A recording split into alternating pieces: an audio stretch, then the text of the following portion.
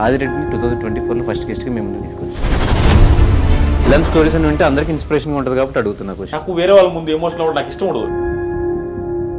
సింధనూరు అనే ఊర్లో నేను ఎలక్ట్రికల్ ఇంజనీర్ అయి ఉండి పరిస్థితి బాగాలేక సివిల్ ఫీల్డ్లో సివిల్ ఇంజనీర్ యాక్టింగ్ చేస్తూ తార్ రోడ్ల దగ్గర బాధ నాది ఒకటే కాదు, మా చెల్లెళ్ళు బ్లైండ్, మా చెల్లికి కనిపించదు, మా చెల్లి పెళ్లి చేసుకొని అంటుంది.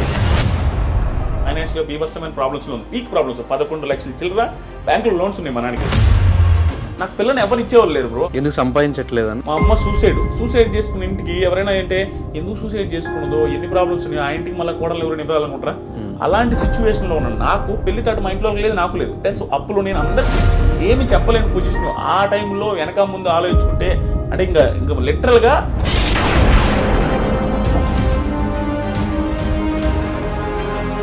మొత్తం ఫ్రీగా వదిలేయబట్టే.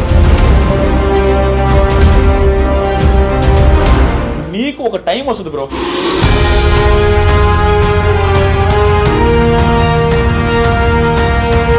₹70,000 ఫస్ట్ ఇయర్ నాకు వచ్చిన రెవెన్యూ. మా అక్క కూడా హోప్ వచ్చింది 70,000 సంపాదించిన. అక్కడ స్టార్ట్ అయిన నా journey last Bigg Boss reviews లో ఒక మంత్ 39 లక్షలు మీరు ఆల్రెడీ చూసుంటారు. అక్కడ దాకా వచ్చింది. నేను ఈ వీడియోలో ఇవి చెప్పేది పొగరుగా చెప్పట్లేదు బ్రో. కొంతమంది జెన్యూన్ గా చెప్తున్నాను. రైతులకి సపోర్ట్గా వీడియోస్ చేసి ఈరోజు రైతు బిడ్డకి సపోర్ట్ చేసావు బ్రో. ఖచ్చితంగా ఆట ఏదో పాయింట్లో నచ్చితేనే సపోర్ట్ చేస్తారు. అది తప్పు. ప్రశాంత్ చేసిన మిస్టేక్ అని ప్రశాంత్ కూడా యాక్సెప్ట్ చేస్తారు, శివాజీ గారు చెప్పారు, పోలీసులు చెప్పారు. అంటే ఒక రివ్యూవర్కి ఎవరికి సపోర్ట్ చేయని ఆదిరెడ్డి కౌశల్ టైంలో కౌశల్ ఆర్మీకి చేయడం, కౌశల్ కోసం 2K రన్ చేయడం, ఇదంతా ఏంటి? ఏముంది తప్పు? మెజారిటీ ఆఫ్ పీపుల్ నచ్చుతున్నాయంటే ఉడాలి, నచ్చకూడదు. 2K వాక్ చేయాల్సిన అవసరం కూడా లేదు కదా, న్యూట్రల్ గా వీడియోస్ చేస్తే అయిపోయేది కదా. అది ట్రూ బ్రో. కానీ బయటకు వచ్చే మీ ఛానల్కి స్ట్రైక్స్ చేశాడు కదా. కానీ కారబ్దాల గురించి టాపిక్ తీస్తే ప్రశాంత్ ఇష్యూలో మేము ప్రశాంత్తో ఫైట్ చేసింది, ప్రశాంత్ మాతో ఫైట్ చేసినప్పుడు లాస్ట్లో మీరు ఒక వీడియో పెట్టి ఈ విషయం మీద క్లారిటీ అని చెప్పి ఒక వీడియో పెట్టారు. మాకు నిజంగా అర్థం కాల.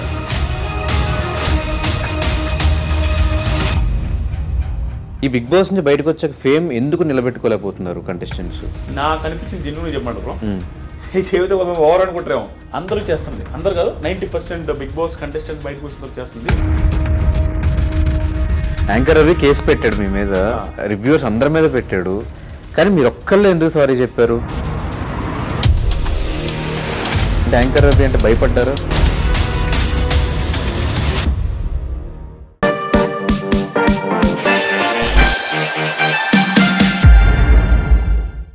హాయ్, హలో, నమస్తే. నేను మీ anchor Dhanush. Welcome to I dream. ఈరోజు మనతో పాటు నా గెస్ట్ ఆదిరెడ్డి. ఒక రివ్యూవర్గా తన కెరీర్ స్టార్ట్ చేసి బిగ్ బాస్ మీద రివ్యూస్ చెప్పుకుంటూ అదే బిగ్ బాస్ కంటెస్టెంట్గా వెళ్ళి టాప్ 5 వరకు నిలిచి ఈరోజు యూట్యూబ్లో వన్ ఆఫ్ ద టాప్ రివ్యూవర్స్గా నిలిచి అండ్ చాలామంది రివ్యూవర్స్కి ఒక ఇన్స్పిరేషన్గా నిలిచాడు. సో బిగ్ బాస్ హౌస్లో తన జర్నీ ఎలా అనిపించింది, అండ్ అలాగే ఒక రివ్యూవర్గా ఒక యూట్యూబర్గా తన జర్నీ ఎలా ఉంది, అంటే ఈజీగా సక్సెస్ ఎవరికి రాదు, ఇంత సక్సెస్ రావడానికి బ్యాక్ సైడ్ ఉన్న స్టోరీ ఏంటి, ఇవన్నీ కూడా తన మాటలో తెలిసిన ప్రయత్నం అయితే చేద్దాం. అండ్ 2024లో నా ఫస్ట్ ఇంటర్వ్యూ ఇది. సో ఈ గెస్ట్ తర్వాత నుంచి ఇంకా మంచి మంచి గెస్ట్లు వస్తారని ఎక్స్పెక్ట్ చేస్తూ ఆదిరెడ్డిని 2024లో ఫస్ట్ గెస్ట్గా మేము ముందు తీసుకొచ్చాం. Hi bro. Hi bro. ఏది బ్రో ఇది ఫస్ట్ ఇంటర్వ్యూ? ఫస్ట్ ఇంటర్వ్యూ 24లో ఫస్ట్ ఇంటర్వ్యూ.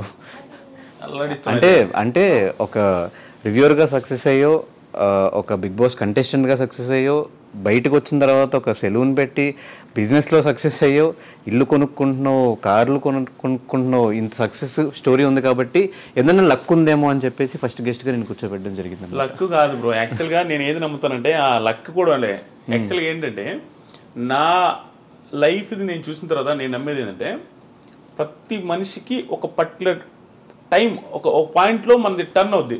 ఆ తర్వాత ఎవడు ఆపలేడు. మళ్ళీ బ్యాక్ వెళ్ళిపోతున్నావు, అతి చేష్టలు చేసావంటే మళ్ళీ డౌన్ అవుతావు. కానీ నాకు వచ్చిన పర్టికులర్ టర్నింగ్ పాయింట్ ఎక్కడంటే బిగ్ బాస్ రివ్యూస్ చేయడం బ్రో. ఎంత కామెడీ బ్రో. జీవితంలో ఎవడైనా బిగ్ బాస్ షోని చూసి మళ్ళీ చెబితే దానివల్ల లైఫ్ సెటిల్ అయిపోద్దని ఊహించలేం. చాలామందికి సెటిల్ అయినాయి, నాకు మాత్రం షాకింగ్. మిగతా వాళ్ళందరికీ నాకు డిఫరెన్స్ ఏంటంటే అందరు లైఫ్లు సెటిల్ అవ్వచ్చు, నా లైఫ్ సెటిల్ అవ్వడమే కాకుండా బిగ్ బాస్ కంటెస్టెంట్ లోపల పోయి వచ్చా. అది చాలా మిరాకిల్. ఇది వెళ్ళి రావడం, అక్కడ సక్సెస్ అయ్యి రావడం. అక్కడ నాకు టర్నింగ్ పాయింట్ ఎక్కడొచ్చిందంటే హెవీ ప్రాబ్లమ్స్ ఫేస్ చేసిన ఆదిరెడ్డి. ఎంత ప్రాబ్లమ్స్ అంటే నేను హార్ట్ఫుల్గా చెప్తున్నా, చాలా మంది యూత్ అసలు ఫేస్ చేస్తుండ్రు, అన్ని ప్రాబ్లమ్స్ ఫేస్ చేశారు. అవి అనుకుంటే కొంతమంది కామెంట్లు అనొచ్చు, అబ్బా చాలా మంది ఫేస్ చేశారని. నా ప్రాబ్లమ్స్ నాకు భయంకరంగా ఎక్కువ, అంటే అందరికంటే ఎక్కువ అని చెప్పకూడదు కానీ చాలా మంది ఫేస్ చేస్తుంటారు చూసారు. ఆ ప్రాబ్లమ్స్తో ఈక్వల్గా ఉంటాయి నా ప్రాబ్లమ్స్. ఆ స్టేజ్ నుంచి ఈ స్టేజ్ దగ్గర రావడం ఎక్కడి నుంచి స్టార్ట్ అయింది అంటే 2018లో బిగ్ బాస్ రివ్యూ స్టార్ట్ చేశాను. అది కూడా ఎంత కామెడీగా స్టార్ట్ చేసినా బ్రో, 2018లో సీజన్ 2 అప్పుడు స్టార్ట్ చేశా. ఎంత కామెడీగా అంటే నా ఫ్రెండ్ ఊరికి వీడియో పెడితే కామెడీగా ఓవర్ హుడీ వేసుకొని చేస్తుంటా. ఎంత పాత హుడీ అంటే ఆ పాత హుడీ వేసుకొని ఇట్లా పెట్టుకొని, అంటే నేనేదో పెద్ద తోపు అనే ఫీలింగ్తో చేస్తా ఉన్నాను ఇట్ట పవన్ కళ్యాణ్ స్టైల్లో. అది వైరల్ అయింది, అన్ని ఛానల్స్ పెట్టుకున్నారు. నా ఛానల్లో 100 మంది సబ్స్క్రైబర్లు ఉన్నారు. ఆ 100 మంది సబ్స్క్రైబర్స్తో అది 8,000 వ్యూస్ వచ్చింది. ఆ రోజు నుంచి ఈ రోజు దాకా మినిమం వ్యూస్ లేకుండా నా ఛానల్లో వీడియో లేదు బిగ్ బాస్ రిలేటెడ్. అది నా లైఫ్లో టర్నింగ్ పాయింట్. దానికి ముందు పడ్డ కష్టాలు కొన్ని చెప్తాను చూడండి. నేనదే లక్ అన్నా చూసారా, ఆ లక్ ఆ టైం ఉంది చూసారా, అది కలిసి వస్తే ఎవడు ఆపలేడు. నాకు కలిసి వచ్చిన పాయింట్ ఇది. దానికి ముందు 30 years బ్రో నాకు. ఈ ఇంటర్వ్యూలో నాకు తెలిసి నేనే మాట్లాడతాను ఎక్కువ, నాకు అట్లా అనిపిస్తుంది ఒకసారి. అందుకే నేను అడగదనుకున్న క్వశ్చన్స్ అంటే ముందే ఆన్సర్లు వచ్చేసాయి. నేను ఇంటర్వ్యూస్ ఎవరైనా నేను ఎందుకు ఇవ్వనంటే, నేను హార్ట్ఫుల్గా మాట్లాడేసి నాకు ఆనంద బాష్పాలు వచ్చేస్తాయి. నా లైఫ్ జర్నీ గురించి నేను చూసుకుంటే యాడ్ నుంచి యాడ్కి వచ్చానని నాకు తెలియకుండా నాకు వేరే వాళ్ళ ముందు ఎమోషనల్ అవ్వడం నాకు ఇష్టం ఉండదు. నేను ఎమోషనల్ అయిపోతా. నాకు అలా అనిపిస్తుంది. ఎందుకంటే ఎన్ని పీక్ ప్రాబ్లమ్స్ చూసి ఇప్పుడు ఎంత హ్యాపీగా ఉన్నాను నాయనని. ఇప్పుడు 30 years ఉన్నాయి బ్రో. ఎప్పుడు ఆర్డినరీ పర్సన్ ఎవరైనా కంపేర్ చేసుకోవచ్చు నాది. ఇప్పుడు 2018లో 30 years, 2018లో 30 కాదు, 2018లో నాకు 28 ఏమో. నా పెళ్ళి 8 30 years. ఓకే. సో 30 years వరకు నేను 29 years వరకు నేను సెటిల్ అవ్వలేదు. సెటిల్ ఇన్ ద సెన్స్ ఏమీ లేదు నా లైఫ్లో. మా ఒక సింధనూరు అనే ఊరు ఉంటుంది, నేను ఇది ఎక్కడ చెప్పలా. నేను ఎలక్ట్రికల్ ఇంజనీర్. కొన్ని నేను చెప్పలేను, మరి ఓవర్ డ్రామాటిక్గా ఉంటుంది నా లైఫ్ స్టోరీ అని కొన్ని చెప్పను. ఈరోజు కొన్ని చెప్పలేను. కానీ ఎందుకు చెప్పాలి అంటే, ఆడియన్స్లో మీరు రివ్యూ స్టార్ట్ చేసిన తర్వాత మిమ్మల్ని చూసి ఓకే ఇలా కూడా సంపాదించేసి డబ్బులు అని చెప్పి యూట్యూబ్లో చాలామంది రివ్యూ స్టార్ట్ చేసిన వాళ్ళు ఉన్నారు. వాళ్ళు సక్సెస్ అయ్యి వాళ్ళ లిమిట్లో వాళ్ళు సంపాదించుకుంటున్న వాళ్ళు కూడా ఉన్నారు. కాబట్టి ఇలాంటి స్టోరీస్ అని వింటే అందరికీ ఇన్స్పిరేషన్గా ఉంటుంది కాబట్టి అడుగుతున్నా క్వశ్చన్. సింధనూరు అనే ఊర్లో నేను ఎలక్ట్రికల్ ఇంజనీర్ అయి ఉండి పరిస్థితి బాగాలేక సివిల్ ఫీల్డ్లో సివిల్ ఇంజనీర్ యాక్టింగ్ చేస్తూ తార్ రోడ్ల దగ్గర ఇలా పెట్టి ఆ మీటర్ ఉంటుంది. ఓన్లీ సివిల్ ఇంజనీర్స్ కంపేర్ చేసుకోవచ్చు, వాళ్ళకి అర్థమవుతుంది. ఎన్ని సెంటీమీటర్స్ తారు వచ్చిందని ఇటు చూడాలి ఉంగి. అది చేసేవాడు నేను. మొత్తం నల్లగా అయిపోయి తార్ రోడ్డు ఇక్కడ 13,000 14,000 ఇచ్చేవాళ్ళు. అక్కడ పని చేస్తున్నప్పుడు అక్కడ చిన్న రూమ్ ఇస్తారు మాకు. ఆ రూమ్లో ఉన్నప్పుడు మా నాన్న ఒకరోజు కాల్ చేసిండు, బాధపడతా. అప్పుడు పొజిషన్ చాలా బ్యాడ్గా ఉండేది అనమాట. ఎట్టొకటి చేసుకోరా, సెటిల్ అవ్వరా, నువ్వు నీది ఒకటే నాకు బాధ. ఎందుకంటే బాధ నాది ఒకటే కాదు, మా చెల్లెళ్ళు బ్లైండ్, మా చెల్లికి కనిపించదు, మా చెల్లి పెళ్లి చేసుకొని అంటుంటుంది, అదొక పక్క మా నాన్నకి బాధ ఉంది. ప్లస్ మా మదర్ సూసైడ్ చేసుకొని చనిపోయి ఉన్నారు, అదొక బాధ ఉంది. ఫైనాన్షియల్గా బీభత్సమైన ప్రాబ్లమ్స్లో ఉంది, పీక్ ప్రాబ్లమ్స్. 11 లక్షల చిల్లర బ్యాంకులో లోన్స్ ఉన్నాయి మా నాన్నకి. నాకు తెలుసు, నేను రాజకీయాలు పెద్ద కాన్సన్ట్రేట్ చేయను కానీ ప్రతిసారి ఎలక్షన్లకు ముందు ప్రతిసారి దేవుడిని మొక్కునేది తెలుసు. ఒకప్పుడు మా నాన్న మా అకౌంట్లో అదే మా లోన్స్ ఏదైతే ఉంటాయో చూస్తారు అగ్రికల్చర్ లోన్స్, అవి అయితే వెళ్ళిపోవాలా. అది ఎవడు హామీ ఇస్తే వాళ్ళు గెలవాలని కోరుకునేది. చాలా మంది ఇచ్చారు అట్లాంటి హామీలు.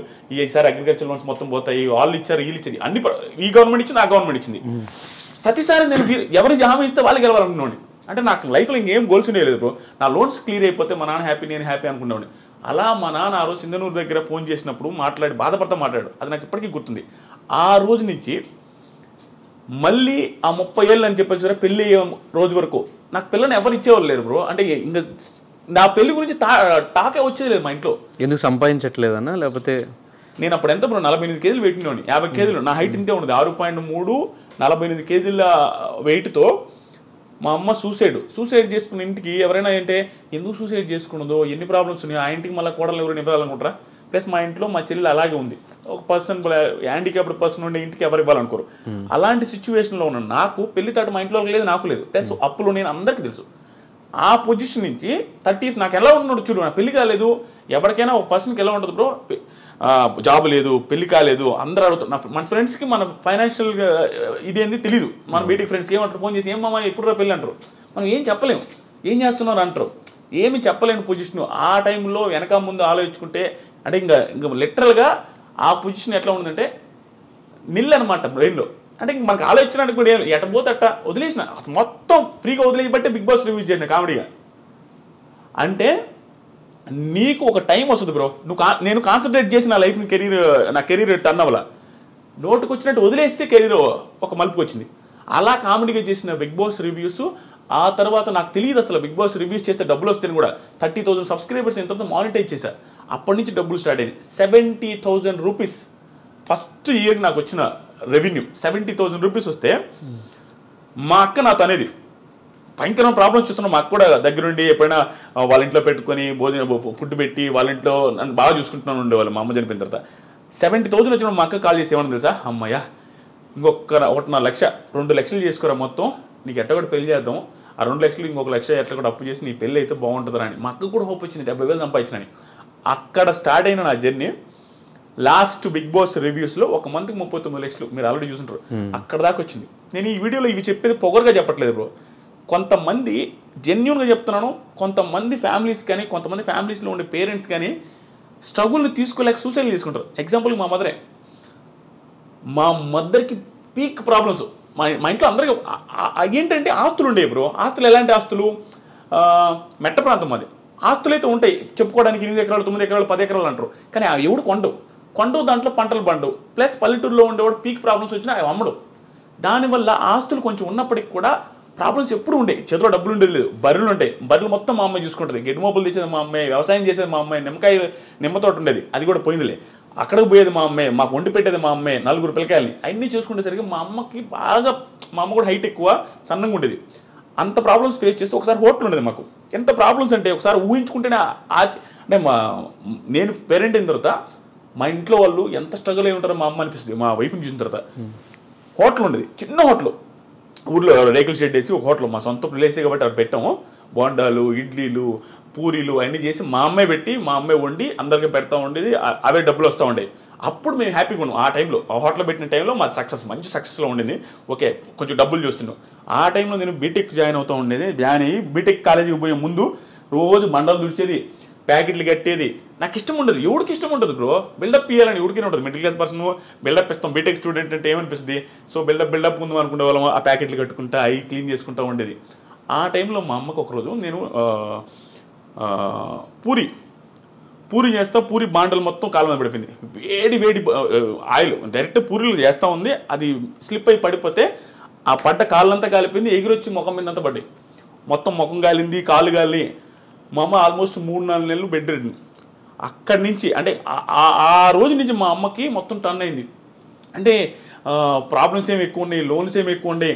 మా చెల్లెలది ఒక బాధ, ప్లస్ మా నాన్న పెద్దగా వర్క్ చేయడు, నాదొక బాధ, నాకు జాబ్ లేదు.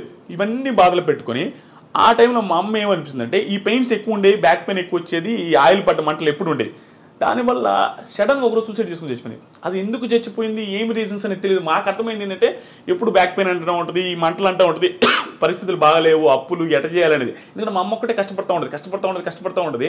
అవన్నీ తట్టుకోలేక సూసైడ్ చేసుకుని చచ్చిపోయింది బాత్రూమ్కి వెళ్ళి. అది కూడా నార్మల్. ఆ రోజు కూడా లాస్ట్ ఫుడ్ తినింది నేనే. గోంగూర పచ్చడి నాకు ఎప్పటికీ గుర్తుంది.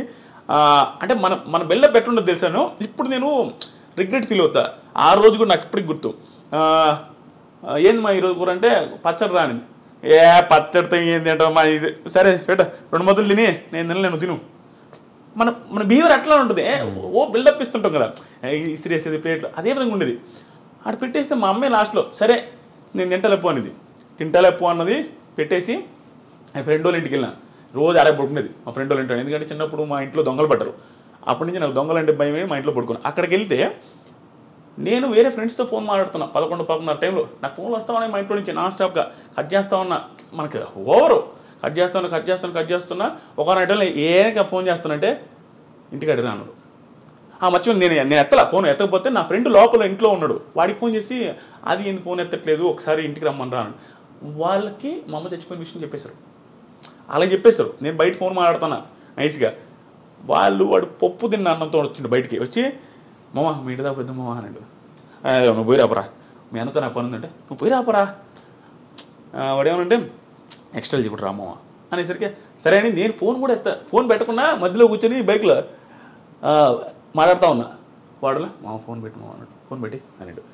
పెట్టేసిన తర్వాత వాళ్ళ తమ్ముడు నా వెనక కూర్చోన్నాడు. నేను మధ్యలో ఉంటే వాడు చెయ్యి నా మీద వేస్తుంటే వాడు అన్నం పప్పు అంతా ఉంది. రే హరీష్ చెయ్యి కూడా కడుక్కోవాలన్నా. రే మనకేం తెలియదు కదా, ఇటు చెయ్యి కూడా కడుక్కోలే ముండనాయుడు అంటా ఉన్నా. మర్చిపోయిన అమ్మ అంటున్నాడు. పోతే మా ఇంటి చుట్టూ జనాలు ఉన్నారు.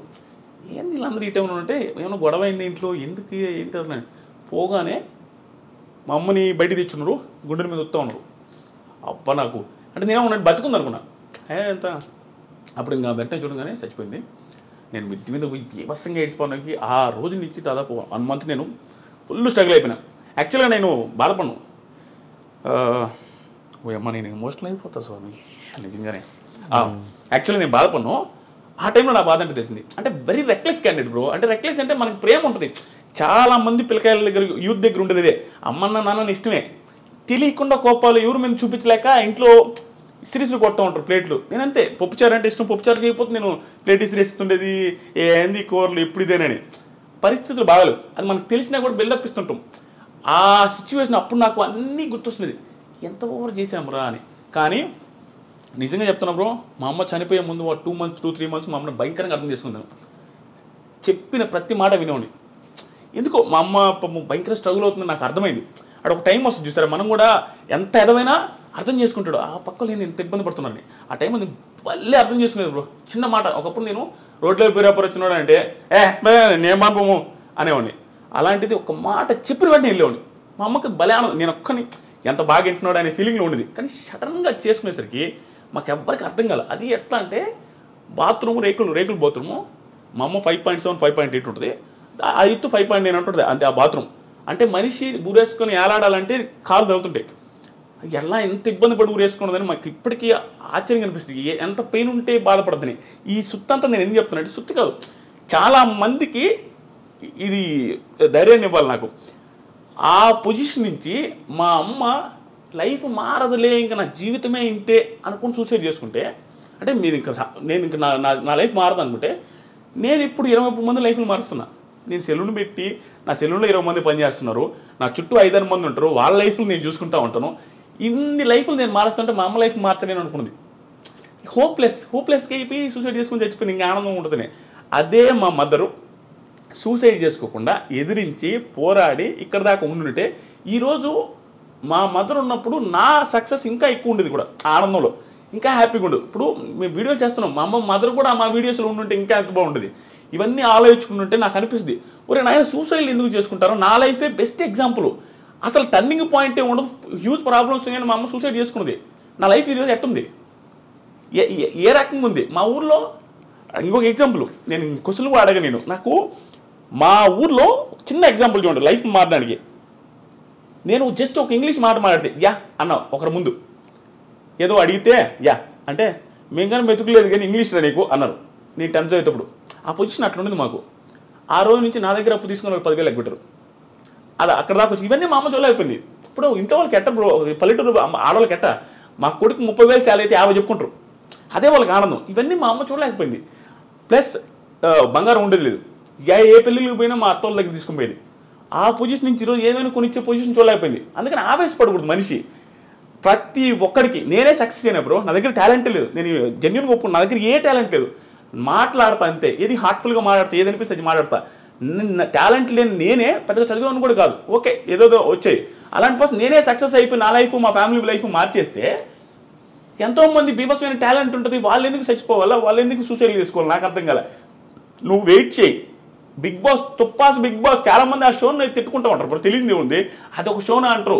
ఇన్ని చెప్తుంటే ఆ షో ఒక లైఫ్ మార్చింది, ఒక ఫ్యామిలీ లైఫ్ మార్చింది, మా తరాన్ని మార్చింది. ఇక్కడ నుంచి మా తరం స్టార్ట్ అయిపోద్ది, మా ఒక జనరేషన్ మార్చినట్టే. దాంతోపాటు నా చుట్టూ ఉండే ఒక 20 మంది బతుకుతున్నారు. దీంట్లోనే కెరీర్ ఎత్తుక్కోగలిగిన టైం వస్తే, అన్ని కలిసి వస్తే. అలాంటిది వేరే వాళ్ళు ఎందుకు ఎత్తుకోలేరు, చదువుకొని బాగా చదువుకున్న వాళ్ళు. సో నేను ఈ ఇంటర్వ్యూలో కానీ ఎక్కడొచ్చినా నేను ఈ పాయింట్ నా జీవితం మొత్తం చెప్తా ఉంటా, సూసైడ్లు చేసుకోవద్దు. ఏ లైఫ్ ఏ టైంలో నీకు రోడ్డు మీద 1 కోటి రూపాయలు దొరుకుతుందో తెలియదు. నీకు ఏ పిల్ల నిన్ను నచ్చి ఆ పిల్లకి 100 కోట్ల రూపాయలు నీకు తెలియదు. నీకు ఎక్కడైనా చేంజ్ అయిపోవచ్చు, నీ లైఫ్ మొత్తం డిజాస్టర్ నుంచి హై క్లాస్లోకి వెళ్ళిపోవచ్చు. ఆ హోప్ ఉంచుకోండి, ఎప్పుడు చచ్చిపోవద్దు. నీకు నిజంగా చచ్చిపోవాలనిపిస్తే, నీకు అసలు నీ పరిస్థితి బాగాలేదంటే, ఆకలితో చచ్చిపోయి కావాలంటే ఇది వెయిట్ చేయి లాస్ట్ రోజు దాకా ఏది దొరకపోవచ్చు, నువ్వు ఎట్టగా చచ్చిపోతావు. అంటే నీకు నువ్వు చచ్చిపోవాల్సిన అవసరం లేదు, నువ్వు తట్టుకోలేకపోతే అది ఆటోమేటిక్గా అయిపోద్ది. చచ్చిపోవద్దు, అది నేను అనుకునేది. ఆ పొజిషన్ నుంచి ఈ పొజిషన్ దాకా వచ్చి చూసారా, నేను ప్రతిసారి చాలామందికి చెప్పేది అంటే, నేను నా ప్రాబ్లమ్స్ ప్రతిసారి చెప్తుంటా. ఎందుకు తెలుసా, నాకు ఇప్పుడు ప్రాబ్లం ఉంది నేను చెప్పట్లా. నేను డైరెక్ట్గా చెప్పే కదా 39 లక్షలు ఒక నెలలో వచ్చినాయని. నాకు ప్రాబ్లం లేవు, సింపతి కాదు ఇది. నాకు ఒకప్పుడు ప్రాబ్లమ్స్ ఉన్నాయి, ఇప్పుడు లేవని చెప్తున్నా. ఇది ఇన్స్పిరేషన్గా ఉంటుంది, జనాలు చూసేవాళ్ళకి అనే ఉద్దేశంతో చెప్తుంటా. ఎందుకంటే చూసేవాడికి ఒకటి, పోనీ వాడి పొజిషన్ ఆ రోజు ఇంత బ్యాడ్ అంటారా, మంది అంత బ్యాడ్ కూడా లేదు. ఇప్పుడు ఆడి లైఫే మారింది, మన లైఫ్ ఎందుకు మారదురా, ఎందుకు మనం చచ్చిపోవాలనే ఆ హోప్ రావాలి జనాలలో. సూసైడ్ చేసుకునే అంత ఎదవలు లేరు. మా అమ్మని ఇప్పటికీ మా ఊర్లో తిడతారు, ఎదవగాపోతే ఆ రోజు సూసైడ్, ఆ పిల్ల ఆ ఎదవగాపోతే అటు చచ్చిపోకుండా ఈ రోజు బంగారం గుండు కదనే ఆవేశపడి ఆ పిల్ల అటు చేసుకున్నది కానీ మా అమ్మల్ని తిట్టా ఉంటారు అందరూ. అంతే కదా, చాలా ఇది బ్రో ఇవన్నీ. కానీ పర్ఫెక్ట్ ఎగ్జాంపుల్ 28 సంవత్సరాలకి ఒక రూట్ ఎంచుకుని సక్సెస్ అవ్వడం అంటే చిన్న విషయం కాదు. కానీ ఇన్ని రూట్స్ ఉండగా అంటే రివ్యూస్ చెప్పాలి అని థాట్ వస్తే సినిమాల మీద చెప్పొచ్చు, పొలిటికల్గా చెప్పొచ్చు. అప్పటికి పొలిటికల్ రివ్యూస్, సినిమా రివ్యూస్ ఇవన్నీ ఇండస్ట్రీలో ఉన్నాయి. ఇవేం కాదని బిగ్ బాస్ అనే షో మీద ఫస్ట్ టైం రివ్యూ చెప్పింది మీరే అనుకుంటా తెలుగు. అంతకుముందు నేను అది కూడా నేను చెప్తాను కదా, అంతకుముందు దిస్ ఈజ్ ఫనీ అని ఉంటాడు. దిస్ ఈజ్ ఫనీ అతను చూసి నేను రివ్యూ స్టార్ట్ చేసింది. అతను ఏదో లైవ్ చేస్తూ ఉంటే నాకు 3-4 వేల మంది చూస్తాం, అది చూసి ఇతను ఎవరు స్వామి ఇంతమంది ఫ్యాన్స్ అనుకుని కామెడీగా మా ఫ్రెండ్తో చెప్తాను, ఇతను ఎవరు ఆయన కూడా బిగ్ బాస్ రివ్యూ చేస్తాడు. మా ఫ్రెండ్తో అన్న ఇతను వీడియోలు ఏందని ఇంతమంది చూస్తున్నాయంటే మామూలుగా అంటగా వాడేందన్న చేసేదే మనం చేయలేమా, వాడు బిల్డప్కి మావాడు నువ్వు కూడా చేయన్నా అని చెప్పి వీడియో పెట్టా చేసిన, అది సక్సెస్ అయింది, ఆ నుంచి వచ్చింది. నేను చెప్పింది అదే బ్రో, విషయం కాదు, తెలియకుండా నీకు ఒకటి వస్తుంది ఆ టైము. నాకు వచ్చింది అంతే, నా టాలెంట్ కాదు. అందుకని చెప్తాను, ఎవరికైనా ఒక టైం వస్తుంది. సో బిగ్ బాస్ రివ్యూస్ ఎందుకు చేసిన అంటే, నేను ఫస్ట్ యూట్యూబ్ ఛానల్ పెట్టి స్టార్ట్ చేసింది రైతుల గురించి వీడియోలు, రైతుల లాసులు కష్టాలు ఏంది, మీరేమో రైతులు అంటుంటే మీరు శ్రీరెడ్డి ఆవిడ వీడియోలు ఎక్కువ వేసుకుంటున్నారు, ఇంటర్వ్యూలు ఆవిడే వస్తున్నాయి, అప్పుడు ఫేమస్ ఆవిడ, ప్రతి ఒక్కటి కాంట్రవర్షియల్ భలే ఉండేది వ్యూస్. అట్లా ఉన్నారు, రైతులు ఊరు పట్టించుకోలేదని ఆ వీడియోలు చేస్తే ఊరు చూసేదిలే, బిగ్ బాస్ గురించి చూడగానే అందరూ చూసారు. ఇంకా అందుకని బిగ్ బాస్ చేస్తాం. ఇప్పుడు ఏది వస్తే అదే చేస్తాం, డబ్బులు వస్తే ఏం తెలియదు. తర్వాత వచ్చినాయి 70,000 వచ్చినాయి, నెక్స్ట్ ఇయర్ 180,000 వచ్చినాయి, ఆ తర్వాత ఇంకొంచెం ఎక్కువ వచ్చింది, ఆ తర్వాత ఇంకొక ఎక్కువ వచ్చింది, తర్వాత బిగ్ బాస్కి వెళ్ళాం, తర్వాత ఇక్కడ దాకా వచ్చాం. ఆ టైంలో రైతులకి సపోర్ట్గా వీడియోస్ చేసి ఈరోజు రైతు బిడ్డకి సపోర్ట్ చేసావు బ్రో. అట్లా ఏం కాదు బ్రో, అట్లా అనుకోవచ్చేమో. కానీ రైతు బిడ్డకి సపోర్ట్ అంటే బ్రో ఒక్కటి చెప్తా, రైతు బిడ్డ అయినా ఇంకొకరి బిడ్డ అయినా డాక్టర్ అయినా ఎవరైనా ఆడితేనే సపోర్ట్ చేస్తారు జనాలు తంగలు కాదు, ఖచ్చితంగా ఆట ఏదో పాయింట్లో నచ్చితేనే సపోర్ట్ చేస్తారు. నచ్చకుండా అసలు ఓటు వేయాలంటే హాట్స్టార్ ఓపెన్ చేసి ఎవరికి ఓపుకుండదు. నేను మాత్రం నాకు అనిపించిందే చెప్తా, నాకు అనిపించినట్టు నాకు నిజంగా జెన్యూన్గా ప్రశాంత్ నాలాగే నాకేమనిపించిందంటే, ఒక నార్మల్ పర్సన్ వెళ్ళి అక్కడ ఆడడం చాలా కష్టం బ్రో. నువ్వు కూడా ఫ్యూచర్లో ఎప్పుడో కూడా వెళ్తామని అనుకుంటున్నా, వెళ్ళినప్పుడు చూస్తావు చాలా భయంకరమైన టఫ్ సిచ్యువేషన్స్ వస్తాయి అక్కడ. తెలియకుండా ఈజీగా అనిపిస్తుంది, అమ్మాయి ఏంద్రా ఫుడ్ ఉండదు, నిద్ర ఉండదు, ఆడల ముందు గుడ్లు మార్చుకోవాలా, ఇవన్నీ చాలా ఇబ్బంది. ఏంది బ్రో పొల్లు అనుకుంటుంది ఆడల ముందు, ఎంత గలీజ్గా ఉంటుంది. అమ్మాయిలందరూ అందంగా ఉండే వాళ్ళు ఉంటారు, ఈడ వాళ్ళ ముందు పొల్లు అనుకుంటా ఉండాలి. అది చూడడానికి గలీజ్గా ఉంటుంది, ఏడంతా కారుకుంటా ఆ పుల్లం కూడా వాళ్ళ ముందు టవల్స్ కట్టుకోవడం చాలా ఇబ్బంది. అలాంటి సిచ్యువేషన్స్ని ఒక నార్మల్ పల్లెటూరు నుంచి వచ్చిన ట్యాకిల్ చేయడం చాలా కష్టం. నన్ను ప్రశాంత్లో చూసుకున్నాను, ప్రశాంత్ కూడా అదే సిచ్యువేషన్ ఉన్నది, చాలా ఇన్ఫీరియారిటీ ఉంటుంది, తెలియకుండా వీళ్ళందరూ క్లాస్కి ఉన్నారని. ఆ సిచ్యువేషన్ నుంచి ఏ టాస్క్ బ్రో నువ్వే చెప్పు, జెన్యూన్గా చెప్పు, ప్రశాంత్ ఏ టాస్క్ ఆడలేదు చెప్పు, ఆడలేదా? టాస్క్లు ఆడాడు. తర్వాత ఏదో ఒక రకంగా తెలియకుండా ఇంప్రెసివ్ అనిపించలేదు. ఏదో టైంలో ఇంత అనుకోలేదే, ఇది ఇంతుందా, పర్లేదు మనం అనుకున్న దానికంటే ప్రతి ఒక్కరూ సర్ప్రైజ్ ఫీల్ అయి ఉంటారు. ప్రశాంత్ ఏదో ఒక టైంలో సర్ప్రైజ్ ఫీల్ ఉంటారు. మరి ఇంకంతకంటే ఏం కావాలి బ్రో? ఇప్పుడు పర్సన్ అసలు ఎవడైనా అనుకుంటాడు ప్రశాంత్ని ఏం పీకలేడు, ఏదో అనవసరంగా వాడికి ఇచ్చాడు అంటే వాడనందుకు ఫీల్ అవుతుంది వచ్చేసి. జనాలు అనుకునేది అనవసరంగా ఈ పిల్లడికి ఇచ్చారే, ఏం చేసేది అనవసరంగా ఇచ్చారని అందరూ ఫీల్ అయి ఉంటారు స్టార్టింగ్లో.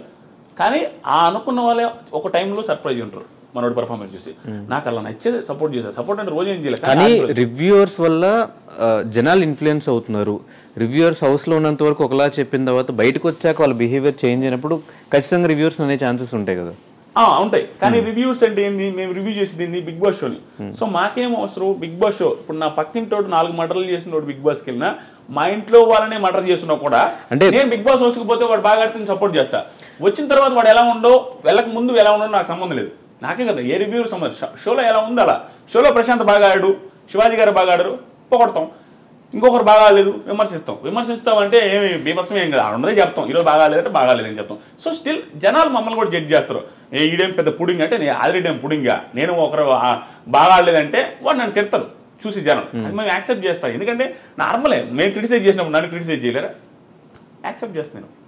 అంటే ప్రాపర్గా రివ్యూ చేయగలిగితే బయటకు వచ్చాక బిహేవియర్ కూడా ముందే ఆడియన్స్కి అట్లా ఎక్కిచ్చే ఉంచుంటే అయిపోయేది కదా. ట్రూ బ్రో, చెప్తామనండి, అది గేమ్ షో బ్రో. నేను జెన్యూన్గా చెప్తున్నా. అక్కడ సిచ్యువేషన్స్లో నువ్వు ఎలా ఉండాలో అలా ఉండాలి.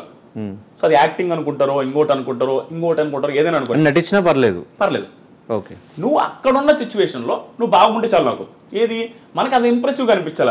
నటించడం అంటే నిజంగా నటిస్తే 100 రోజులు బీభత్సంగా నటిస్తే అంతకంటే టాలెంట్ ఏముంది బ్రో ఓటు వేయడానికి? 100 days ఎవడు బ్రో నటించగలుగుతాడు? అది యూజ్ టాలెంట్. ఒక ఓటు వేయడానికి అదే ఆ టాలెంట్ సరిపోద్ది. 100 days నటించుంటే మీరు అన్నట్టు ఎవడో నటించలేడు. అక్కడ నువ్వు ఇంప్రెసివ్గా ఫీల్ అయితే చాలు, ఎలాగైనా ఉండండి, అది చాలు. మాకు బయటకు వచ్చిన తర్వాత ఎలా ఉంటుంది మేము ఎక్కడ ఎలా ప్రిడిక్ట్ చేయగలం? నేనేమంటానంటే అక్కడ ఉన్న సిచ్యువేషన్ తగ్గట్టు అక్కడ బిహేవ్ చేస్తారు. అవుట్ సైడ్ సిచ్యువేషన్ వేరే.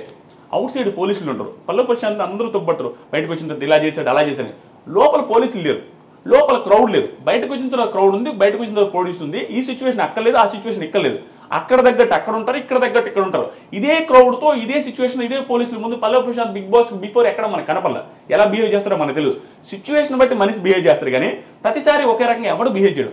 కానీ ఆ సిచ్యువేషన్ ఒకేసారి కనిపించింది కాబట్టి మనకు తెలియదు అతను ఎలా ఉంటాడో.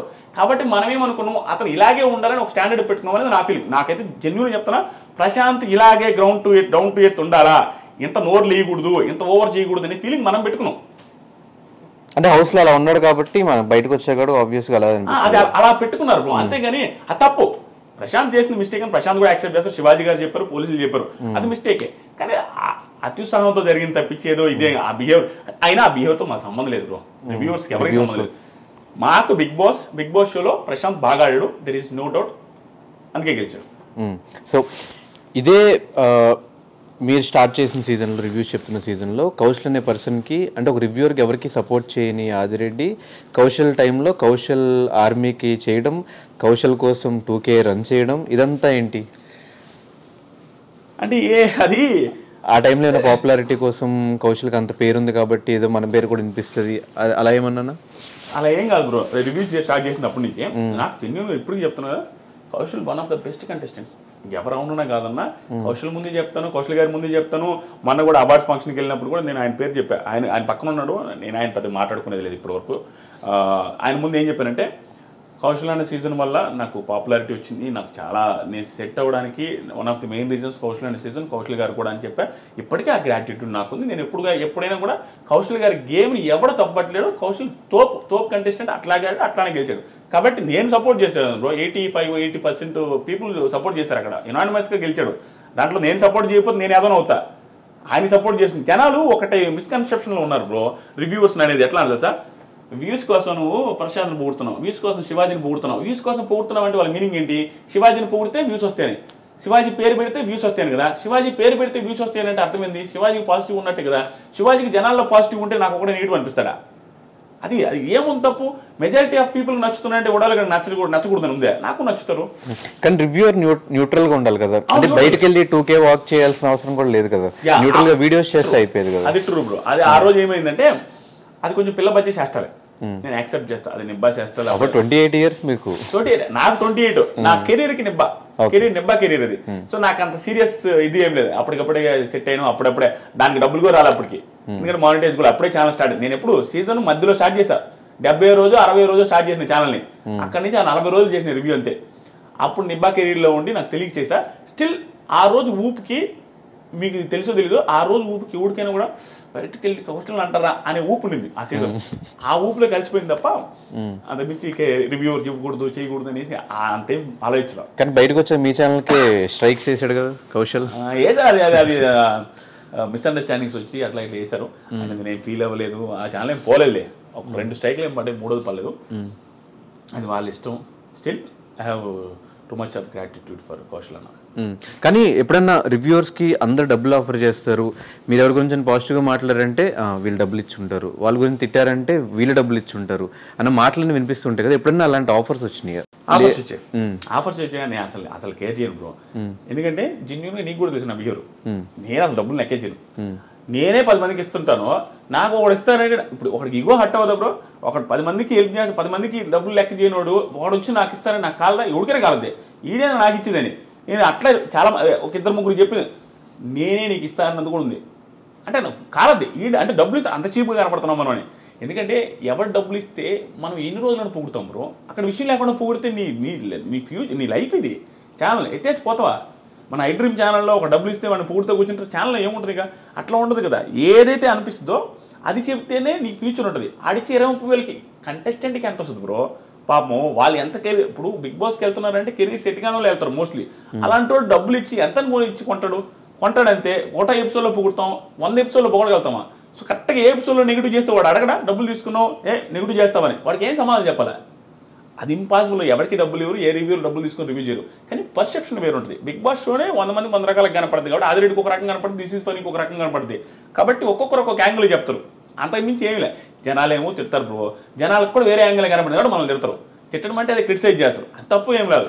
కానీ కొంతమంది పర్సనల్గా వెళ్ళి తిడతారు. నన్ను తిట్టడమే కాదు, కంటెస్టెంట్స్ కానీ పర్సనల్గా తిట్టే మూర్ఖులు ఇంక వాళ్ళు సైకోలు అంతే. మొన్న ఏదో కారు అద్దాల బాల్ ఉంటారు చూడండి, ప్రశాంత్ పేరు అని చెప్పి, అలాంటి సైకోలు ఎలాగైతే ఉంటారో వేరే వాళ్ళ ఫ్యామిలీస్ని తిట్టేటప్పుడు బ్రో, ఒక నేను అమ్మాయిని తిట్టేటప్పుడు అడిగి వాళ్ళ అమ్మ గుర్తొస్తే ఎందుకు తిడతారు బ్రో?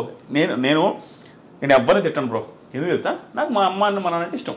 ఎందుకు నేను వాడిని అమ్మ నా బూతు నేను తిట్టానంటే ఆ రిటర్న్ ఖచ్చితంగా మా అమ్మని తిడతాడు. మా అమ్మని నేను తిట్టించుకోవాలి బ్రో, నాకు ఆ ఫీలింగ్ ఉంటుంది. ఆ ఎదలకు ఉండదు.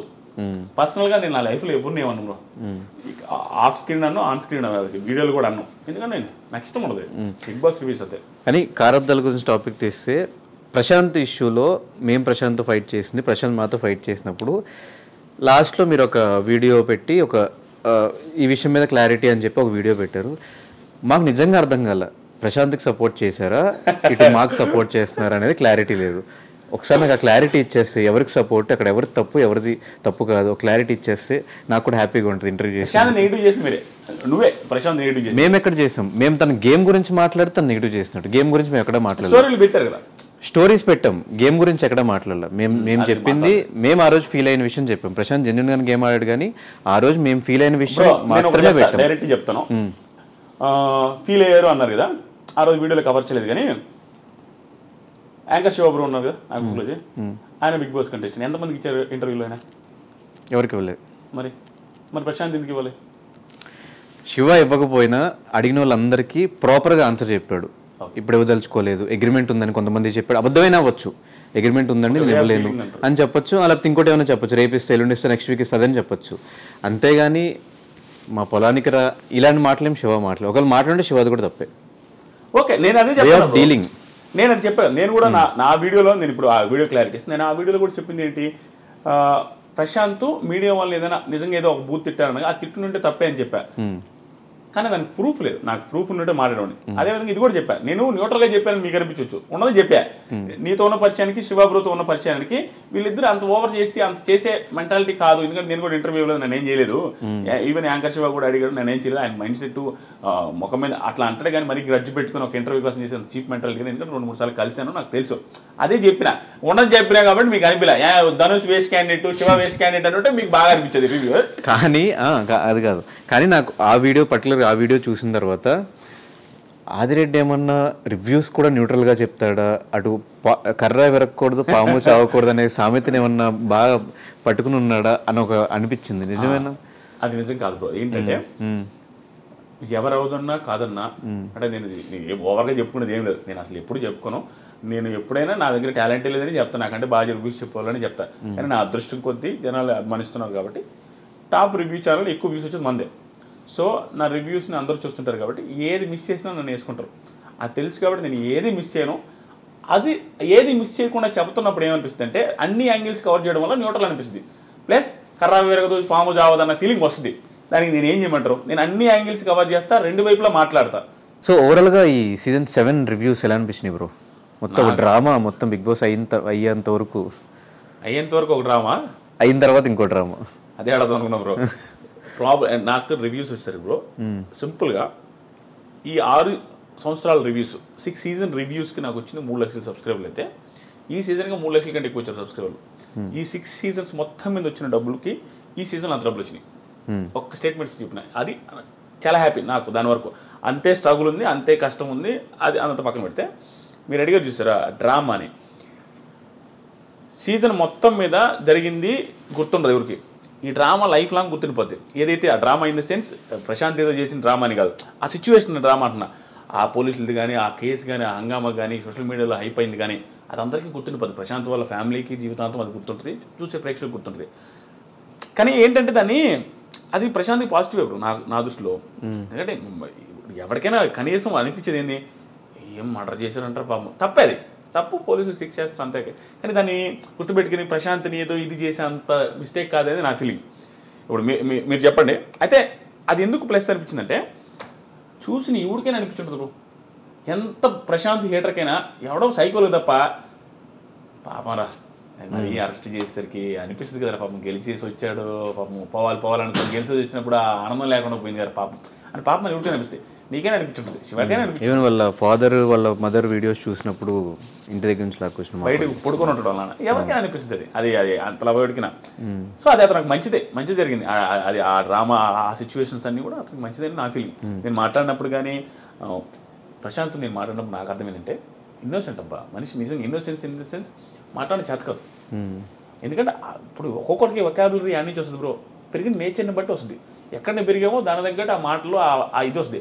ప్రశాంత్ పల్లెటూరు నుంచి వచ్చిన పర్సనాలిటీ, పెద్దగా మాటలు రావు, మాట్లాడడమే ఎక్స్ప్రెస్ చేయలేడు. అంతకుమించి మిగతా అంతా ఓకే మనిషి. నేను మాట్లాడినంటే నాకు అర్థమైంది, ఒకసారి 2 సార్లు మాట్లాడినా బాగానే ఉన్నాడు. ఒక్కొక్క సిచ్యువేషన్ బట్టి కూడా మనిషి ఆ క్రౌడ్ని చూసి అది ఇది ఓవర్ ఎగ్జైట్ అయి ఉంటాడు, అంతకుమించి ఏం లేదు. అండ్ శివాజీ గారు రీసెంట్గా బయటకు వచ్చిన తర్వాత ఒక ఇంటర్వ్యూలో ఒక మాట అన్నారు, బిగ్ బాస్ తనకి ఇష్టమైన వాళ్ళని నేను గారెలు చేసినా కూడా నన్ను పట్టించుకోలేదు, ఒక పర్సన్ ఉన్నాడు ఆ పర్సన్ లేపుతానే ఉన్నాడు సీజన్ అయ్యే వరకు, నువ్వు అది చేసావు ఇది చేసావు అది చేసావు, ఆ పర్సన్ అమర్, అందరికి క్లారిటీ. సో ఆ ఒక పర్టికులర్ ఇంటర్వ్యూ ఆ బిట్ మీద వాట్ ఈస్ యువర్ ఒపీనియన్? నిజంగానే ఒక ఫేవరిజం ఉంటుందా బిగ్ బాస్లో కంటెస్టెంట్ మీద? ఫేవరిజం ఉంటుందా అంటే బిగ్ బాస్ స్క్రిప్టెడ్ కాదు బ్రో. ఈ పాయింట్కి డైరెక్ట్గా ఆన్సర్ వస్తుంది. బిగ్ బాస్ స్క్రిప్టెడ్ కాదు, కానీ ఒక షో పెట్టినప్పుడు ఇంటర్వ్యూ స్క్రిప్టెడ్ కాదు మంది. కానీ ఇంటర్వ్యూ ఇంట్రెస్టింగ్ ఉండడం కోసం మీరు ముందే ప్రిపేర్ చేసుకుంటారు క్వశ్చన్లు. దాన్ని స్క్రిప్టెడ్ అంటే ఎట్లా నాకేం చెప్పరు. అయినప్పటికీ కూడా దాన్ని ముందే చెప్పేశారు, ముందే రాసుకున్నారు. అంటే ఇంటర్వ్యూ బాగా రావడం కోసం ప్రిపరేషన్ జరుగుతుంది చూసారా. దీన్ని ఎలాగైతే ఈ ప్రిపరేషన్ అంటారో ఆ షో బాగుండడం కోసం వాళ్ళకు కొన్ని ప్రిపరేషన్స్ ఉంటాయి. ఎలాంటివి? సో ఏ టైంలో ఏ టాస్క్లు పెట్టాలి, ఎవరి మధ్యలో ఏ గ్రూప్ని ఏ టీంలో వేసేయాలి, అవన్నీ ఆ ప్రిపరేషన్స్ ఉంటాయి. అవి స్క్రిప్టెడ్ అని ఫీల్ అవుతారు జనాలు. అవి స్క్రిప్టెడ్ కాదు, జస్ట్ జనాలకు ఇంట్రెస్టింగ్ ఉండడం కోసం ప్రిపరేషన్.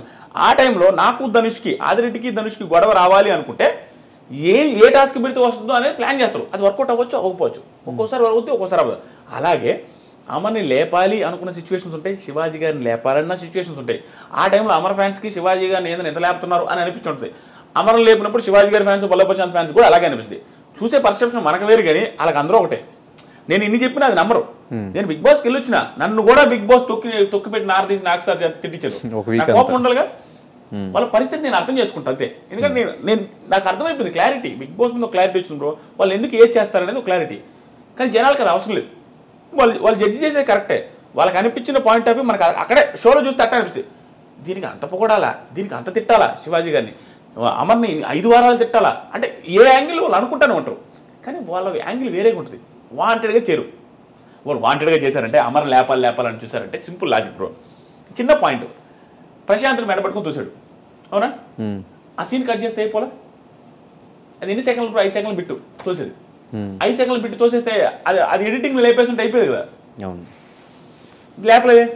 సో వాళ్ళు కావాలంటే ప్రతి చోట పాజిటివ్ చూపించి ఏ పర్సన్ అయినా, ప్రతి చోట నెగిటివ్ చూపించి ఏ పర్సన్ అయినా కొంచెం ఎడిటింగ్ స్కిల్స్ని చూపించి అట్లా ఏం చేయరు బ్రో. ఇంట్రెస్టింగ్ ఉండడం కోసం ఒక్కోసారి ఆ డ్యూరేషన్ సెట్ చేయడం కోసం అట్ట ఇట్ అవుతుంది తప్ప వాంటెడ్గా చేయరు. ఎవరు గెలిస్తే వాళ్ళకి ఏం పోయేదేం లేదు. మనకు అలా అనిపిస్తుంది, అనిపించినప్పుడు మనం కూడా చేస్తుంది. నేను కూడా అన్నా చాలాసార్లు వీళ్ళ ఫేవర్ వాళ్ళ ఫేవర్ అని అది అంటా ఉంటాం, కానీ వాళ్ళు చేయరు నాకు తెలిసినంత వరకు. కానీ బయటకు వచ్చాక ఏ ఒక్క కంటెస్టెంట్కి కౌశల్ లాంటి అంత పెద్ద స్టార్ హీరోకి వచ్చినంత క్రేజ్ వచ్చింది ఆ టైంలో. ఈరోజు కౌశల్ ఎక్కడ కనిపించట్లేదు. ఈరోజు సినిమా రిలీజ్ అవుతుంటే ఎంతమంది చూస్తారో తెలియదు, థియేటర్స్ రావట్లేదు, అలాంటి సిచ్యువేషన్కి వచ్చేస్తున్నారు అందరూ. ఈ బిగ్ బాస్ నుంచి బయటకు వచ్చాక ఫేమ్ ఎందుకు నిలబెట్టుకోలేకపోతున్నారు కంటెస్టెంట్స్? నాకు అనిపించింది జెన్యూన్గా చెప్పమంట బ్రో, చెబితే ఓవర్ అనుకుంటారేమో. అందరూ చేస్తున్నది, అందరు కాదు 90% బిగ్ బాస్ కంటెస్టెంట్స్ బయటకు వచ్చిన చేస్తుంది. వాళ్ళు ఓవర్ థింక్ చేసుకుంటున్నారు. Over think in the sense వాళ్ళని ఓవర్ పొజిషన్లో చూసుకుంటున్నారు. వాళ్ళు నేను ఇంక ఇది కాదు వేరే అనే ఫీలింగ్లోకి వస్తున్నాను. అంటే ఎగ్జాంపుల్, సీరియల్ వెళ్ళేటప్పుడు సీరియల్ యాక్టర్ రాగానే సినిమా యాక్టర్ అవ్వాలనుకుంటారు. సీరియల్ ఓన్లీ సినిమాలు చేద్దాం ఆ యాంగిల్ థింక్ చేస్తున్నారు ఎక్కువ మంది. దానివల్ల సీరియల్కి దూరం అయిపోతారు. సినిమాలు ఒకటే వస్తాయి, ఇంకా అతను తాగిపోతాయి. సీరియల్కి రావాలంటే నామోషి తక్కువ, నామోషి ఉంటుంది. ఒకవేళ సీరియల్కి వచ్చినా కూడా కొంచెం ఓవర్ పాపులారిటీ ఏంది, ఇప్పుడు సీరియల్లో చూస్తే ఎట్లా ఉంటుందో కొంచెం దానికి సరిపోడేమో అనే ఫీలింగ్ వస్తుంది వీళ్ళకి. ప్లస్ రెమ్యూనరేషన్ వాళ్ళు యాక్సెప్ట్ చేయలేరు, ఎందుకంటే సినిమాలు చేసి వచ్చిన వాళ్ళు మళ్ళీ సీరియల్ చేయలేరు. అలా నువ్వు చేసింది నువ్వు ఏదైతే అంతకుముందు చేస్తున్నావో అది చేస్తే నీకు ఓవర్. ఇప్పుడు అమెరికాలో చేస్తే జాబ్ ఎలా ఉంటుంది, ఇండియాలో చేస్తే జాబ్ ఎలా ఉంటుంది? అమెరికాలో 10 లక్షలు వచ్చిన ఒకటే, ఇండియాలో 2 లక్షలు వచ్చిన ఒకటే, 1 లక్ష వచ్చిన ఒకటే. సో ఇక్కడే ఉంటుంది కదా. ఇప్పుడు ఊళ్ళో వాళ్ళు పొగుడుతుంటారు, రెస్పెక్ట్ ఎక్కువ ఉంటుంది. అదే సీరియల్లో యాక్టింగ్ చేసేవాడు వెళ్ళేసి వచ్చి మళ్ళీ సీరియల్ చేస్తే బీభత్సమైన రెస్పెక్ట్ ఉంటుంది. తోపు. ఇప్పుడు మానస్ ఏమైంది? టాప్. మానసు ఇప్పుడు భయంకరమైన టాప్ కదా ఇప్పుడు బ్రహ్మముడితో. సో అలా వస్తుంది. కానీ వేరే రకంగా థింక్ చేస్తారు. ఇప్పుడు ఎగ్జాంపుల్కి నా కెరీర్ బాగుందా లేదా, బిగ్ బాస్ ముందు బిగ్ బాస్ తర్వాత ఇంకెక్కువ సంపాదిస్తాను, సబ్స్క్రైబర్లు వచ్చారు. ఇప్పుడు బయటకు వచ్చిన తర్వాత కానీ ఎంత బాగుంది. ఎందుకుంది? నేను వచ్చిన తర్వాత ఏం చేసిన? Reviews, Bigg Boss reviews. అంతకుముందు ఏం చేసిన? Bigg Boss reviews. భయపడి రివ్యూస్ చేస్తే తిడతారనో, రివ్యూస్ చేస్తే ఏమంటారో అనేది ఏం లేదు. నా కెరీర్ మళ్ళీ అదే చేశాను కాబట్టి సక్సెస్ అయినా. సో నాకు అనిపించింది వాళ్ళు ఓవర్గా థింక్ చేసుకుని చాలా మంది ఇది కాదు ఇంకొకటి చేద్దాం అనేసి వెళ్ళిపోయి అది ఏది కాకుండా అవుతున్నారని నాకు అనిపిస్తుంది బ్రో నిజంగా. కానీ సీజన్ 7 బజ్ ఎందుకు చేయనన్నారు మీ దాకా వచ్చినప్పుడు? నా దాకా డైరెక్ట్గా రాలేదు, ఇండైరెక్ట్గా వచ్చింది. ఇండైరెక్ట్గా అంటే నేను ఒప్పుకోననే ఫీలింగ్ వాళ్ళకి ఉండింది. ఎందుకంటే నేను రెస్పెక్ట్తోనే చెప్తాను. నాకు హ్యూజ్ రెస్పెక్ట్ వాళ్ళు టీం మీద. నేను భయంకర రెస్పెక్ట్తో మాట్లాడతా వాళ్ళతో అందరితో. ఎందుకంటే అక్కడ నాది తెలిసిందే బ్రో, లాస్ట్ టైం రివ్యూస్ చేయాలి. మళ్ళీ ఈ సంవత్సరం వాళ్ళు రివ్యూస్ చేయొద్దంటారు. బిగ్ బాస్ బజ్ చేస్తే రివ్యూస్ చేయకూడదు. సో 2 సంవత్సరాలు రివ్యూస్ చేయకపోతే మీకు తెలుసు యూట్యూబర్గా ఎత్తిపోద్ది ఛానల్ మొత్తం. ఇంకా ఎంత చేసినా వ్యూస్ రావు. అలాంటప్పుడు అదొకటి. ఇంకొక రీజన్ ఏంటంటే 2 సంవత్సరాలు రివ్యూస్ చేయకపోవడం వల్ల మనకు రివ్యూస్ అంటే ఇష్టం. నేను ఎందాక చెప్పిన వచ్చిన తర్వాత మీరు ఏదైతే చేయాలనుకుంటే అదే చేస్తే సక్సెస్ అవుతావు. నువ్వు ఈ స్థాయి పెరగాలనేసి చూసావనుకో బిగ్ బాస్కి వెళ్ళి వచ్చిన వాళ్ళకి చాలా మందికి అవ్వదు, కొంతమందికి అవుద్ది, చాలా మందికి అవ్వదు. అది కూడా థింక్ చేసుకుని ఏది చేస్తానో అదే చేస్తే లైఫ్ బాగుంటుంది అనేసి అదే చేసుకున్నాం. నేను ఎక్కువ చేయట్లా. దానికి రీజన్ కూడా ఉంది బ్రో, నేను చెప్పేస్తాను అనిపించింది. దానికి రీజన్ ఏంటంటే నేను ఏందో చెప్పినట్టుగా హ్యూజ్ ప్రాబ్లమ్స్ చూసాను. నేను చూడండి ప్రాబ్లమ్స్ కాదు, ఫ్యామిలీ స్ట్రగుల్ అయ్యేది కళ్ళ ముందు నేను చూసాను. మొత్తం మా అక్క పెళ్లి కావాలంటే 1.5 లక్ష కోసం చెట్టు గారికి ఒక ఇల్లు అమ్మేసాం మేము. నేషనల్ హైవేలో ఉన్న ఇల్లు అమ్మేసాం 1,75,000కి. పెళ్ళి అవ్వాలంటే ఇల్లు అమ్మాల, నేను చదవాలంటే 1 ఎకరం అమ్మాల, బ్యానీ అమ్మాల. అలాంటి సిచ్యువేషన్ చూసా. ఏది కావాలని ఒకటి అమ్మితే వచ్చింది నాకు. అట్లాంటి సిచ్యువేషన్ చూసి వచ్చినండి. ఒక పీక్ ప్రాబ్లమ్ చూసి వచ్చిన పర్సన్, ఫ్యామిలీ బాధ్యతలన్నీ భుజాన వేసుకున్న పర్సన్ ఏం చేస్తాడు బ్రో? వచ్చిన తర్వాత కెరీర్ మీద చాలా ఫోకస్గా ఉంటుంది. ఎందుకంటే నేను మళ్ళీ వెనక్కి వెళ్ళి ఫ్యామిలీని స్ట్రగుల్లో తోయాలని నాకు అసలు లేదు. కాబట్టి ఎక్స్ట్రా చేయకుండా మళ్ళీ రివ్యూస్ చేసుకున్నావు. బజ్కి వస్తే మళ్ళీ రివ్యూస్ పోతే ఇంటి దేకపోతే బజ్లో వాళ్ళు అడిగిన క్వశ్చన్ అడుగుతావు. నువ్వు నెగిటివ్ అయితే నీ పర్సెప్షన్ ఉంటే నీ టాలెంట్ మీద నువ్వు ఉంటే అది వేరే ఉండొచ్చు. వేరే వాళ్ళ క్వశ్చన్స్ నువ్వు అడిగితే దానికి నువ్వు జస్టిఫికేషన్ ఇవ్వలేకపోతే నువ్వు నెగిటివ్ వేస్తే నీ కెరీర్ స్పాయిల్ అయితే నీ ఫ్యామిలీ నువ్వు చూస్తుడు. నేను ఆ ఫ్యామిలీ విషయంలో మాత్రం ఎక్కడ ఆయనకు అడిగాను బ్రో. నేను అనుకుంటే ఆ ఫ్యామిలీని మళ్ళీ ఆ స్థాయికి వెళ్ళకూడదు, నేను మళ్ళీ వెనక్కి వెళ్ళకూడదు. అలాగే కెరీర్ ప్లాన్ చేసుకున్నాం. అది కూడా ఒక రీజన్. ఇంకో రీజన్ కూడా అనిపించింది నాకు, మేబీ బజ్కి తక్కువ డబ్బులు వస్తాయి, రివ్యూస్ చెప్పుకుంటే ఇంకెక్కువ డబ్బులు వస్తాయి. అది కూడా రీజన్. అది మెయిన్ రీజన్ కాదు, డబ్బులు పెద్ద పట్టించుకుని ఇది అది కూడా మెయిన్ రీజనేలే. ఎందుకంటే ఫ్యామిలీ గురించి ఆలోచించాను. మళ్ళీ వెనక్కి వెళ్తామేమో, లేదు ఓవర్ యాక్షన్ చేసి మనకి సెట్ కాకపోవచ్చు బజ్జు. ఓవర్ యాక్షన్ ఎందుకు చేసుకుని లైఫ్ స్పాయిల్ చేసుకుని నాకు ఆ రోజులు గుర్తు చేసుకుని భయం, బాధ భయం వేస్తుంది బ్రో. ఏంది బ్రో అసలు? నేను చెప్తాను, నేను చెప్తే నాకు ఒకసారి అనిపిస్తుంది, నేను ఫిష్ తిన్నాను, ప్రాన్స్ తిన్నాను, మటన్ తిన్నాను. నాకు తెలియదు, ఎందుకంటే చిన్నప్పుడు తెచ్చేది మా ఇంట్లో, నిజంగా తెచ్చేది. ఫిష్, ప్రాన్స్, మటను మా ఇంట్లో ఎక్కువ తేరు, ఎక్కువగా అసలు తెచ్చినట్టు నాకు అసలు గుర్తులేదు. కాబట్టి నాకు అది అలవాట్లేదు, ఆ టేస్ట్ తెలియదు. కాబట్టి మటన్ స్మెల్ అంటే అమ్మ అది కంపురా అంట. ఎందుకంటే నాకు పడదు. ఎందుకంటే చిన్నప్పుడు తిని అలవాటు అయితే అది మనకు అలవాటు అవుతుంది. ఆ పొజిషన్ నుంచి వచ్చి ఏదైనా మనకు రావాలంటే చాలా కష్టపడి రోజులేదు. కానీ నేనైతే బిల్డప్పే ఆ రోజు ఖర్చు పెట్టేవాడిని ఓవర్గా, గాలిగా. కానీ నా దగ్గర మా ఇంట్లో వాళ్ళ దగ్గర లేదు, పీడించుకొని ఖర్చు పెట్టేది. కానీ ఈరోజు ఆ ప్రాబ్లమ్స్ మళ్ళీ చూడాలంటే భయం. అందుకే చాలా జాగ్రత్తగా ఉంటావు, భయంగా ఉంటావు. రెవెన్యూ ఇప్పుడున్న యూట్యూబర్స్ అందరికంటే, రివ్యూస్ ఇచ్చే అందరికంటే మీకే ఎక్కువ రెవెన్యూ వస్తుంది.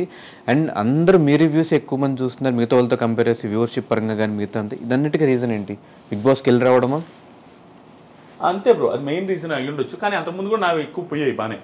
బిగ్ బాస్కి వెళ్ళి రావడం వల్ల ఫ్యామిలీ ఆడియన్స్ కనెక్ట్ ఇంకొంచెం వస్తున్నాయి. దాంతోపాటు ఏంటంటే బ్రో, నాది నెల్లూరు స్లాంగ్ కొంచెం జనాన్ని కనెక్ట్ చేస్తేమో అనుకుంటా. దాంతోపాటుగా నేను నార్మల్గా మాట్లాడేస్తా బ్రో, ఇంక దానికి స్క్రిప్ట్ అనుకోవడం ఏముండదు. నాకు అనిపించింది మాట్లాడతా. ఒకసారి అయితే కన్ఫ్యూజ్ అయ్యి వెనక్కి వెళ్ళి ముందుకు వచ్చి ఏదైతే చేస్తుంది అది వాంటెడ్గా చేయను, నాకు తెలియకుండా వచ్చేస్తుంది. ఎందుకంటే సింగిల్ టేక్ ఏ చేస్తూ ఉంటా. మేబీ అది ఆ న్యాచురాలిటీ నచ్చిందేమో. ప్లస్ అన్ని పాయింట్స్ టచ్ చేస్తా, న్యూట్రల్గా చెప్తాను, ఒక్కరినే చెప్పను, ఒకరినే ఇదేం కాకుండా. మోస్ట్లీ నేను నాకు తెలిసిన వాళ్ళు పోయినా కూడా నేను పాజిటివ్గా చెప్పాలని నెగిటివ్గా చెప్పాలని ఏముండదు, నాకు అనిపించింది చెప్పేస్తాను జెన్యున్గా. దానికోటి ఫ్యామిలీ ఆడియన్స్ బిగ్ బాస్ వాళ్ళు కనెక్ట్ అయి ఉన్నారు కాబట్టి దేవుడి దేవల్ల బిగ్ బాస్కి వెళ్ళి కూడా నెగిటివ్ కాకుండా వెరీ పాజిటివ్గా బయటకు రావడం వల్ల జనాలకి నా క్యారెక్టర్ కూడా నచ్చింది చాలా మందికి బిగ్ బాస్ హౌస్లో. ఎందుకంటే నేను అంతకుముందు ఎవరికి తెలియదు బ్రో, నేను ఎలా ఉంటానో తెలియదు. అక్కడికి వెళ్ళిన తర్వాత ఇంత ఒబీడియంట్గా ఉన్నాడు, ఇంత సైలెంట్గా ఉన్నాడు మనిషి. మనం అనుకున్న దానికంటే రివ్యూస్లో చూసి జడ్జ్ చేస్తాం కానీ మనోడిని అన్నాడు అది ఇదని, మనిషి బాగానే ఉన్నాడు కదా, మంచిగా ఉన్నాడు, బాగా ఆడాడు అనే ఫీలింగ్ ఉంది. అది ఆ పాజిటివ్ కూడా నాకు వర్కౌట్ అయింది. దానివల్ల రివ్యూస్ బీభత్సం. నేను లాస్ట్ టైం కంటే కూడా డబల్ వ్యూస్ అన్నిట్లో, అన్ని రకాల డబల్ వచ్చింది. కానీ సీజన్ 5, 4, 3 అండ్ నాన్ స్టాప్ వీటిలన్నిటికీ మీరు రివ్యూస్ ఇచ్చినప్పుడు మీకు వచ్చిన రెమ్యూనరేషన్ యూట్యూబ్ నుంచి ఎక్కువ, కానీ బిగ్ బాస్ హౌస్కి వెళ్ళి వచ్చినా కూడా బిగ్ బాస్ నుంచి వచ్చిన రెమ్యూనరేషన్ చాలా తక్కువ. అయినా కూడా బిగ్ బాస్కి ఎందుకు వెళ్ళారు? రివ్యూస్ చెప్పుకోవచ్చు కదా అదే ఇయర్ కూడా, ఎందుకంటే మీకు డబ్బులు అంటే చాలా ఇంపార్టెంట్ కాబట్టి రివ్యూస్ చెప్పుకుంటే అయిపోయేది కదా, ఎందుకు బిగ్ బాస్కి వెళ్ళారు? అవును బ్రో, అదేంటంటే ఆ టైం ఎట్లా ఉండిందంటే ఇది చాలా కంట్రవర్షియల్. అంటే ఇప్పుడు ఏమైందంటే ఆ టైంలో వాళ్ళు నన్ను అడిగినప్పుడు మనకి ఎట్లా ఉంటుంది బ్రో, రివ్యూస్ చేస్తున్నాము బిగ్ బాస్కి వెళ్ళాలని ఎవరికైనా ఉంటుంది బ్రో. రివ్యూస్ చేసేవాడు ప్రతి ఒక్కరికి బిగ్ బాస్కి వెళ్ళాలని ఉంటుంది. అది ఇది గెలవాలనే పాయింట్ కంటే అది ఎలా ఉంటుందో చూడాలని ఎక్సైట్మెంట్ అందరికీ ఉంటుంది. కానీ నెగిటివ్ అవుతావేమో, ఇందాక మీరు బజ్కి ఎలా భయపడ్డారు, ఒకవేళ బిగ్ బాస్కి వెళ్ళొచ్చిన తర్వాత నేను రివ్యూస్ చెప్తే ఆ రివ్యూస్ ఎలా తీసుకుంటారు ఆడియన్స్? అరే నువ్వు కూడా వెళ్ళావు కదా హౌస్లోకి. పోసుకున్నా బ్రో, వెళ్ళేటప్పుడు పోసుకున్నా, చాలా రోజులు ఆలోచించా. ఇది వాళ్ళకి వెళ్ళాలనే ఉద్దేశంతో ఇంటర్వ్యూలో నేను వచ్చేస్తాను, నాకు ఏ సంబంధం నేను వచ్చేస్తాను అని చెప్తున్నాను. కానీ ఓ మూలలో భయం, నేను సెలెక్ట్ అవుతున్నాను, సెలెక్ట్ అయ్యానని మెయిల్ వస్తుంది, మీరు రెడీ అవ్వచ్చు అని చెప్పినప్పుడు కూడా నువ్వు చెబుదామనే ఫీలింగ్ కూడా ఉండింది 50 to 60%. ఎందుకంటే అవన్నీ ఆలోచుకున్నా, ఒరే ఒకవేళ నేను ఫిజికల్గా స్ట్రాంగ్ కాదు, అలా లోపలికి వెళ్ళిన తర్వాత ఆడినా, కానీ నాకు భయం. ప్లస్ భయంకరమైన ఇంట్రోవర్ట్ నేను. అమ్మాయిలు ఫేసే చూడను. నేను అసలు అమ్మాయిలు నాకు ఎదురుకుంటే మనం ఫేస్ చూస్తుంటే వాళ్ళు ఇంకేదైనా తప్పుగా అనుకుంటారేమో అనేసి నేను అసలు చూడను. ఇలా అన్నాం, ఇలా మాట్లాడుతూ ఉంటాను. అలాంటి పర్సన్ నేను అక్కడికి వెళ్ళిన తర్వాత వాళ్ళతో మాడకపోతే ఇంకెట్ట వర్కౌట్ అవుద్దని నాకు తెలుసు, నేను నెగిటివ్ అయిపోతాను, కెరీర్ స్పాయిల్ అవుద్దని భయపడి. కానీ ఒక మూలలో బిగ్ బాస్ మీద నేను ఇష్టం డామినేట్ చేసేసింది బ్రో. మన వీక్ ఉండి వచ్చినా చాలు, తర్వాత మళ్ళీ రివ్యూస్ ఏదో ఒకటి చేసి నా తప్పులన్నీ ఒప్పేసుకుందాం, నేను నా వల్ల కాదు, నేను ఓన్లీ రివ్యూస్లో పని చేస్తాను, నేను ఆడలేను అని చెప్దాం అనుకున్నాను. నా వల్ల కాదులే, ఏముంది మన చేతుల్లో లేదని. కానీ 1 వీక్ అయినా ఉండేసి వద్దాం అనేసి గట్టిగా అనుకున్నాం. అంటే అదొక సక్సెస్ ఇలా ఫీల్ అయ్యా. ఏమరా రివ్యూస్ చెప్పినాము, మేము బిగ్ బాస్కి వెళ్ళొచ్చాము, మాకు ఊరికే వస్తుంది బిగ్ బాస్ ఛాన్స్ అనే ఫీలింగ్ ఉంటుందా అనే ఫీలింగ్లో ఉన్నా. కానీ ఆ భయం అయితే ఉండింది. కానీ అక్కడికి వెళ్ళిన తర్వాత ఏంటంటే నువ్వు 1 వీక్ ఉంటే బ్రో బిగ్ బాస్ హౌస్లో భయంకర కాన్ఫిడెన్స్ వస్తుంది. తెలియకుండా నేను ఆంజనేయ స్వామి దూరినంత, అంటే బలం లేనివాడి కాడ కూడా బలం వస్తుంది, బలపరిచిన తెట్టాడు అట్లా వస్తుంది. ఎందుకంటే అక్కడ కాన్ఫిడెన్స్ వచ్చేస్తుంది మనకి. ఇప్పుడు ఇంకా బాగా ఏదో డౌన్ నుంచి వస్తుంది చూసినా, వాడికి వచ్చే కాన్ఫిడెన్స్ వేరే, ప్రశాంత్ లాగా నాకు వచ్చినట్టుగా. ఏం తెలుసా, ఆడికి అది పెద్ద ఛాన్స్, వాడికి పోయేదిలే ఇంకేమి. 2వ వారానికి వచ్చేసిన పోయేదేమిలే, 3వ వారానికి వచ్చేసినా పోయేదిలే. ఎందుకంటే వాడికి అది అంతా బోనస్సే, ఏదొచ్చినా బోనస్సే. 1 వీక్లో వెళ్ళిపోతే ఆదిరెడ్డి 1 వీక్లో వస్తే ఎవడు కూడా ఫీల్ అవుతాడు, షాక్ అయ్యేదేముంది, ఆదిరెడ్డికి ఏముందిరా 1 వీక్లో వస్తాడు, వాడికి నెగిటివ్ అందరినీ అన్నాడు రావాడు అనుకుంటారు. ఆ కాన్ఫిడెన్స్ ఉండేది. కాబట్టి మనకు పోయేది ఏం లే అని కొంచెం హ్యాపీ. ఇంక వచ్చే వారాలను బోనస్ అని స్ట్రగుల్ లేకుండా, స్ట్రెస్ లేకుండా ఆడే. కానీ ఒక రివ్యూవర్గా మీరు హౌస్లోకి వెళ్ళినప్పుడు మీతో పాటు ఉన్న మిగతా రివ్యూవర్స్ అందరూ బయట నుంచి నెగిటివ్ రివ్యూస్ ఇచ్చారు మీ మీద చాలా ఎపిసోడ్స్. సో అవన్నీ మీరు యాక్సెప్ట్ చేస్తారా? నేను యాక్సెప్ట్ చేయను. అలాగే ప్రతి కంటెస్టెంట్ కూడా వచ్చిన తర్వాత నేను చేయను. అలాగే ప్రతి కంటెస్టెంట్ కూడా వచ్చిన తర్వాత ఏం చేస్తాను తెలుసా, ఆ రివ్యూవర్ ఈ రివ్యూవర్ అట్లా చేశారంటారు, నేను ఆ పాయింట్ కాదు, నా పర్సెప్షన్ వేరే అంటారు. నిజం, అది నా పర్సెప్షన్ నిజంగానే వేరే. అక్కడికి వెళ్ళి ఏ కంటెస్టెంట్ తప్పు చేయడు బ్రో, ప్రతి దానికి జస్టిఫికేషన్ వాళ్ళ దగ్గర ఉంటుంది. కానీ అవన్నీ రివ్యూవర్కి అనవసరం. అలాగే నేను రివ్యూస్ చేసేటప్పుడు కూడా అంతే. అలాగే నన్ను అనేటప్పుడు రివ్యూవర్ సిస్టమ్ కూడా అదే. ఏం తప్పు పట్టను. నిజంగా నాకు ఎవరైతే నెగిటివ్ చెప్పారో, ఎవరైతే నెగిటివ్ అన్నారో వాళ్ళ ఒపీనియన్ చెప్పారో నేను రెస్పెక్ట్ చేస్తాను. ఎందుకంటే నేను అదే చెప్పింది అందరి మీద. సో ఆ కంటెస్టెంట్స్కి మాత్రం నిజంగా అలా అనిపిస్తుంది. నేను కంటెస్టెంట్కి ఏమనుకుంటా, ఆ పాయింట్లో నెగిటివ్ చేశారా వీళ్ళు, ఆ పాయింట్లో నేను అందుకు కదా, ఆ రీజన్ వేరే ఉంది కదా, దానివల్ల కదా నేను ఆ రోజు అట్లా చేసింది అని నాకు జస్టిఫికేషన్ ఉంటుంది. కానీ అది వాళ్ళకి అనవసరం. చూసిందే చెప్తారు, చూసింది చెప్పడంలో తప్పేం లేదు. నేను అదే తప్పు పట్టను, అదే వాళ్ళు మాట్లాడే చేశారని వాడినాం. బిగ్ బాస్కి వెళ్ళొచ్చిన తర్వాత ఒకప్పుడు నేను కొన్ని రివ్యూస్ తప్పుగా చెప్పానేమో అన్న ఫీలింగ్ వచ్చిందా? వచ్చింది బ్రో. ఎందుకంటే వచ్చింది కానీ దానికి ఏం చేయలేము బ్రో, వాళ్ళు చూపించింది చెప్పాలి. ఎక్కడ వచ్చింది చెప్పమంటారా? యాంకర్ రవి ఉన్నారు చూసారా, నెక్స్ట్ క్వశ్చన్ అదే. యాంకర్ రవి కేసు పెట్టాడు మీ మీద, రివ్యూవర్స్ అందరి మీద పెట్టాడు. కానీ మీరు ఒక్కళ్ళు ఎందుకు సారీ చెప్పారు? అంటే యాంకర్ రవి అంటే భయపడ్డారా కేసు పెట్టిన వెంటనే? భయం ఏం కాదు బ్రో. ఎట్లా ఉంటుందంటే నేను ఇందాక చెప్పిందే, ప్రతి ఒక్కటి ఫ్యామిలీ రిలేటెడ్ ఉంటుంది నా ఆలోచనలని. మా వైఫ్ కూడా ఫీల్ అయింది సారీ చెప్పినందుకు. ఎందుకు సారీ చెప్పడాలో, నువ్వేం తప్పు చేయలేదు కదా. వైఫ్కి ఉంటుంది కదా బ్రో, మనం తక్కువ చేసుకొని మనం దిగి చెప్పాలంటే వాళ్ళ ఫీలింగ్ ఉంటుంది. నేనేమంటానంటే మన ఫ్యామిలీ ఉంది బ్రో, ఫ్యామిలీని ఎందుకు బాధ పెట్టాలా అంటే పోయేదేముంది సారీ చెప్తే. దట్టు నేను ఫ్యామిలీకి ఎంత గౌరవిస్తానో అలాగే ఆ పర్సన్ నాకు రవీంద్ర కానీ వాళ్ళ వైఫ్ ఆవిడ మేడం కానీ చేసినప్పుడు ఏమన్నారు, మా ఇంటి వాళ్ళు బాధపడ్డారు మీరు కొన్ని మాటలకి అన్నారు. నేను ఏం అనిందేమిలే, బాధపడేంత మాట. కానీ వాళ్ళు బాధపడ్డప్పుడు మనం సారీ చెప్తే అన్న సారీ అన్న అంత హట్ అయ్యారా మీరు అని అట్లా చెప్పా. తర్వాత స్టోరీ పెడితే బాగుంటుంది, మనం ఎండ్ చేద్దామంటే స్టోరీ పెట్టా. అంతకుమించి భయము గీమని కాదు, ఇక్కడతో ఎండ్ చేద్దాం, ఎందుకు ఫ్యామిలీ స్ట్రగుల్ అవ్వడం అనే ఫీలింగ్తో ఎండ్ చేశా. కానీ బిగ్ బాస్కి వెళ్ళేసి వచ్చిన తర్వాత యాంకర్ రవి ఉన్నారు చూసారా, ఆయన పర్సెప్షన్ నాకు అర్థమైంది. ఇప్పుడు సారీ ఫీల్ అయ్యాం, వెళ్ళి వచ్చిన తర్వాత నేను మనసులో సారీ ఫీల్ అయ్యా. ఆయనతో డైరెక్ట్గా ఎప్పుడు చెప్పలే, కానీ నేనేం తప్పు చేసింది ఏమిలే రివ్యూస్లో. కానీ నాకు తెలియదు ఏం జరిగిందంటే, చిన్నది బ్రో, కొంచెం లెంత్ అయినా జనాలకు అర్థమైంది ఇది. అక్కడ ఏమైందంటే ఆ రోజు ఇష్యూ యాంకర్ రవి వాళ్ళ ఇష్యూ ఏమైందంటే, ఆయనది ఒక టాస్క్లో టీషర్ట్లు వేసుకొని సన్నీ, యాంకర్ రవి, మానసు వీళ్ళు టీషర్ట్లు వేసుకుంటా ఉండాలి స్విమ్మింగ్ పూల్కి. ఆ టాస్క్లో రవి యాంకర్ రవి అన్న సంచాలకు ఆయనకి లోపల ఏదో చెప్పాడంట బిగ్ బాస్ రూలు మార్చి, అది మనకు టెలికాస్ట్ చేయలే. అది మనకు రివ్యూవర్స్ రవి కావాలని సన్నీని ఓడించాలని ఇటు చేశాడు, కన్నింగ్ ఫెలో కన్నింగ్ చేశారు అట్ట ఇట్ అనేసి రివ్యూస్ నెగిటివ్ చేసేసాం. కానీ ఆయనకి బాధ అనిపించింది ఎక్కడ తెలుసా, ఆయనకి రియాలిటీ తెలుసు లోపల ఏం జరిగిందో. ఈ నాయలకి ఏం తెలుసు అని లోపల అంత జరిగితే వీళ్ళు అంత మాట అంటారు అనేసి ఆయన హట్ అయ్యిండు, అందుకు కేసు పెట్టాడు main one of the reasons. కానీ మాకు కాలింది, మేము ఆడు చూపించింది కదా చెప్పినవని. కానీ నేను వెళ్ళిన తర్వాత నాకు అర్థమైంది అంటే, నిజంగానే బిగ్ బాస్ లోపలికి పిలిచినప్పుడు టాస్క్ ఎక్స్ప్లెయిన్ చేసేటప్పుడు అది రెడ్డి అర్థమైందా అనగానే బిగ్ బాస్ ఇది అర్థం కలదు అనుకోండి, ఆ కంటైనర్లో నీళ్ళు నింపిన తర్వాత ఇలా చేయాలని ఏదో చెప్తారు ఎక్స్ట్రాది, అది మనకు చూపిరు. మీకు అర్థమైంది నా పాయింట్? నువ్వు అడిగితే ఏదో చెప్తారైనా రిజల్యూషన్ చెప్తున్నా ఇట్లా చేయాలి అది చేయని, అది మనకు చూపిరు. అప్పుడు 1 hour ఉండింది, 24/7 కూడా చూపిరు, కొన్ని 24/7 అసలు కన్ఫెషన్ అవుతుంది చూపిరు. అప్పుడు మనం ఏం చేస్తుంది తెలుసా, నెగిటివ్ అనుకుంటారు. అది నాకు అక్కడికి అర్థమైంది. యాంకర్ రవి బ్రో కూడా బయటకు వచ్చిన తర్వాత చెప్పాడు, నాకు వేరే చెప్పారా అక్కడ కన్ఫెషన్లో వీళ్ళకి అది తెలియదని. అప్పుడు అనిపించింది ఓహో నిజమే మనకి చెప్పినట్టే, అక్కడ హౌస్లో అనిపించింది నిజమే కదా, ఆయనకు కూడా ఆ రోజు ఈ రూల్స్ అని చెప్పుంటాడేమో, ఆయన చెప్పి నిజంగానే చెప్పుంటారేమో, మనం తప్పుగా అనుకుంటామని. తప్పదు కదా, మనం చూసే చెప్తాం. బట్ ఎవరి యాంగిల్ వాళ్ళది బ్రో, వాళ్ళకి అలా బాధపడడం తప్పులేదు, మనం ఇక్కడ చెప్పింది కూడా తప్పులేదు, జరిగిపోతూ ఉంటుంది. ఆదిరెడ్డికి పొలిటికల్ సపోర్ట్ ఉందా?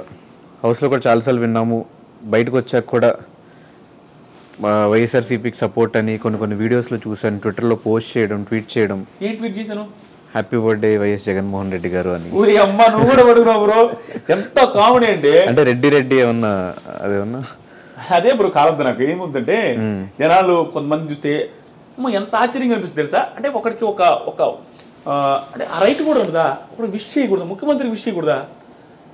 స్టన్ అవుతావు. నీకు నేను స్క్రీన్ షాట్ పంపిస్తా, నువ్వు స్క్రీన్ మీద వేయాల. చంద్రబాబు నాయుడు గారు ఉన్నారు కదా, ఆయన ప్రతిపక్షంలో ఉన్నప్పుడు చంద్రబాబు గారికి నేను హ్యాపీ బర్త్డే సార్ అని పెట్టా. ప్రతిపక్షంలో ఉన్నారు, ఆయన అధికార పక్షంలో కూడా లేరు. మొన్నే లాస్ట్ ఇయర్ అనుకుంటా, సార్ హ్యాపీ బర్త్డే సార్ అని పెడితే చంద్రబాబు నాయుడు గారు నాకు రిప్లై ఇచ్చారు, బ్లూటిక్ ఉండడం వల్ల. నా అదృష్టం కొద్దీ నేను మా ఊర్లో ఏనాడు పేపర్లు కూడా వేశారు, మా విలేకరులు చేసి అమ్మ నీకు చంద్రబాబు గారు ఇచ్చారని. టీడీపీ కూడా ఫోన్ చేశారు, మా పెద్ద ఆయన మీకు ఇచ్చారని. టీడీపీకి ట్వీట్ వేసినప్పుడు చంద్రబాబు గారికి జగన్కి సీఎం అయితే చేయమా బ్రో, జగన్ గారికి చేయమా? నాకు మొన్న జగన్ గారు హ్యాపీ బర్త్డే సార్ అని పెట్టా, పిడితి కింద నువ్వు కులపిచ్చిరా, నువ్వు వైసీపీ రాడ్రో. నేను అప్పుడు వెంటనే ఒరే చంద్రబాబు గారికి కూడా చెప్పినారు, ఆయన రిప్లై కూడా ఇచ్చారా అలాంటి వాళ్ళకి రిప్లై ఏడిస్తాం, ఆ స్క్రీన్ షాట్ పెడదాం అనుకున్నా. ఇంక వదిలేసిన, ఇంక ఎక్స్ప్లెయిన్ చేసిన ఎందుకు బ్రో నీకు ఆ స్క్రీన్ షాట్ పంపిస్తే వేయండి. సో బేసిక్గా వాళ్ళు అనుకోవడంలో కూడా తప్పలేదు, ఎందుకంటే మీకు కూడా ఆయన అంటే చాలా ప్రేమ ఉంది అని చెప్పి నాకు అనిపించింది. ఎందుకంటే ఆయన ఫ్యామిలీ అంటే మీరు ఎప్పుడు రెస్పెక్ట్గా చూస్తారు. లాస్ట్ టైం ఎప్పుడో ఒక పోస్ట్ చూసారు రాజశేఖర రెడ్డి గారి గురించి, ఒక పెద్ద ట్వీట్ చేశారు మీరు. ఆ ట్వీట్ చేసిన తర్వాత నాకు అనిపించింది ఎందుకు లేవురా పొలిటికల్ అన్ని తొక్కుతా ఉంటుంది, ఆ పొలిటిక్స్ మీద వాటి జోలికి పోదలుచుకోవట్లే. అంటే కొన్ని ట్వీట్స్ మీరు చేస్తున్నారు కాబట్టి చెప్తాం బ్రో, దాని గురించి వచ్చేద్దాం బ్రో. అదేంటంటే దానికి ఒకటే రీజన్ బ్రో, నేను భయంకరంగా గ్రాటిట్యూడ్ చూపిస్తాను మనిషికి. నాకు ఇంత హెల్ప్ చేస్తే ఇక్కడ పెట్టేసుకుంటాను, నేను అంత గ్రాటిట్యూడ్ హార్ట్ఫుల్గా ఉంటాను. ఎట్లా ఉంటారు, నాకు చిన్న హెల్ప్ చేసిన వాళ్ళందరూ నా పక్కన ఇప్పటికీ ఉన్నారు, వాళ్ళందరికీ నేను బాగా చూసుకుంటాను ఉంటాను. నాకు చిన్న హెల్ప్ చేసిన వాళ్ళు నా పక్క నుంచి ఇంతవరకు ఎవరు పోలా, అందరూ నాతోనే ఉంటారు, వాళ్ళ కెరీర్ సెటిల్ చేసేదాకా నేను చూసుకుంటాను. అంత గ్రాటిట్యూడ్ చూపిస్తాను మనిషి మీద. నాకు రాజశేఖర రెడ్డి గారు అంటే భయంకరమైన ఇష్టం. Huge respect. ఇంకా నాకు ఆయన తిట్టుకొని ఆయన ఏమన్నా అనుకొని ఆయన ఇట్లా ఎవరు ఏమనుకున్నా నాకు సంబంధం లేదు, నాకు ఇష్టం. ఎందుకంటే దీనికి కూడా రెడ్డి కాబట్టి అని వాళ్ళు అంటారు. ఇక వాళ్ళు అనుకునే వాళ్ళు నేను ఏం అనుకోలేను. నాకు ఎందుకు ఇష్టం అంటే మళ్ళీ పాయింట్ నా ఫ్యామిలీ, నా బ్యాక్గ్రౌండే. డిగ్రీ చదువుతూ ఉన్నాను బ్రో. డిగ్రీ చదువుతూ ఉంటే నేను మానేసాను, గాలి తిరుగుతూ ఉన్నప్పుడు థర్డ్ మానేసా డిగ్రీ. మా నాన్న వాళ్ళు బాధ, హోటల్లో నేను పని చేసుకున్నా, ఇంకా 1-2 months హోటల్లో పని చేసుకుంటా, అవి తుడుచుకుంటా ఉన్నా. ఆ టైంలో మా ఇంట్లో ఫైనాన్షియల్ సిచ్యువేషన్ బాగాలేదు.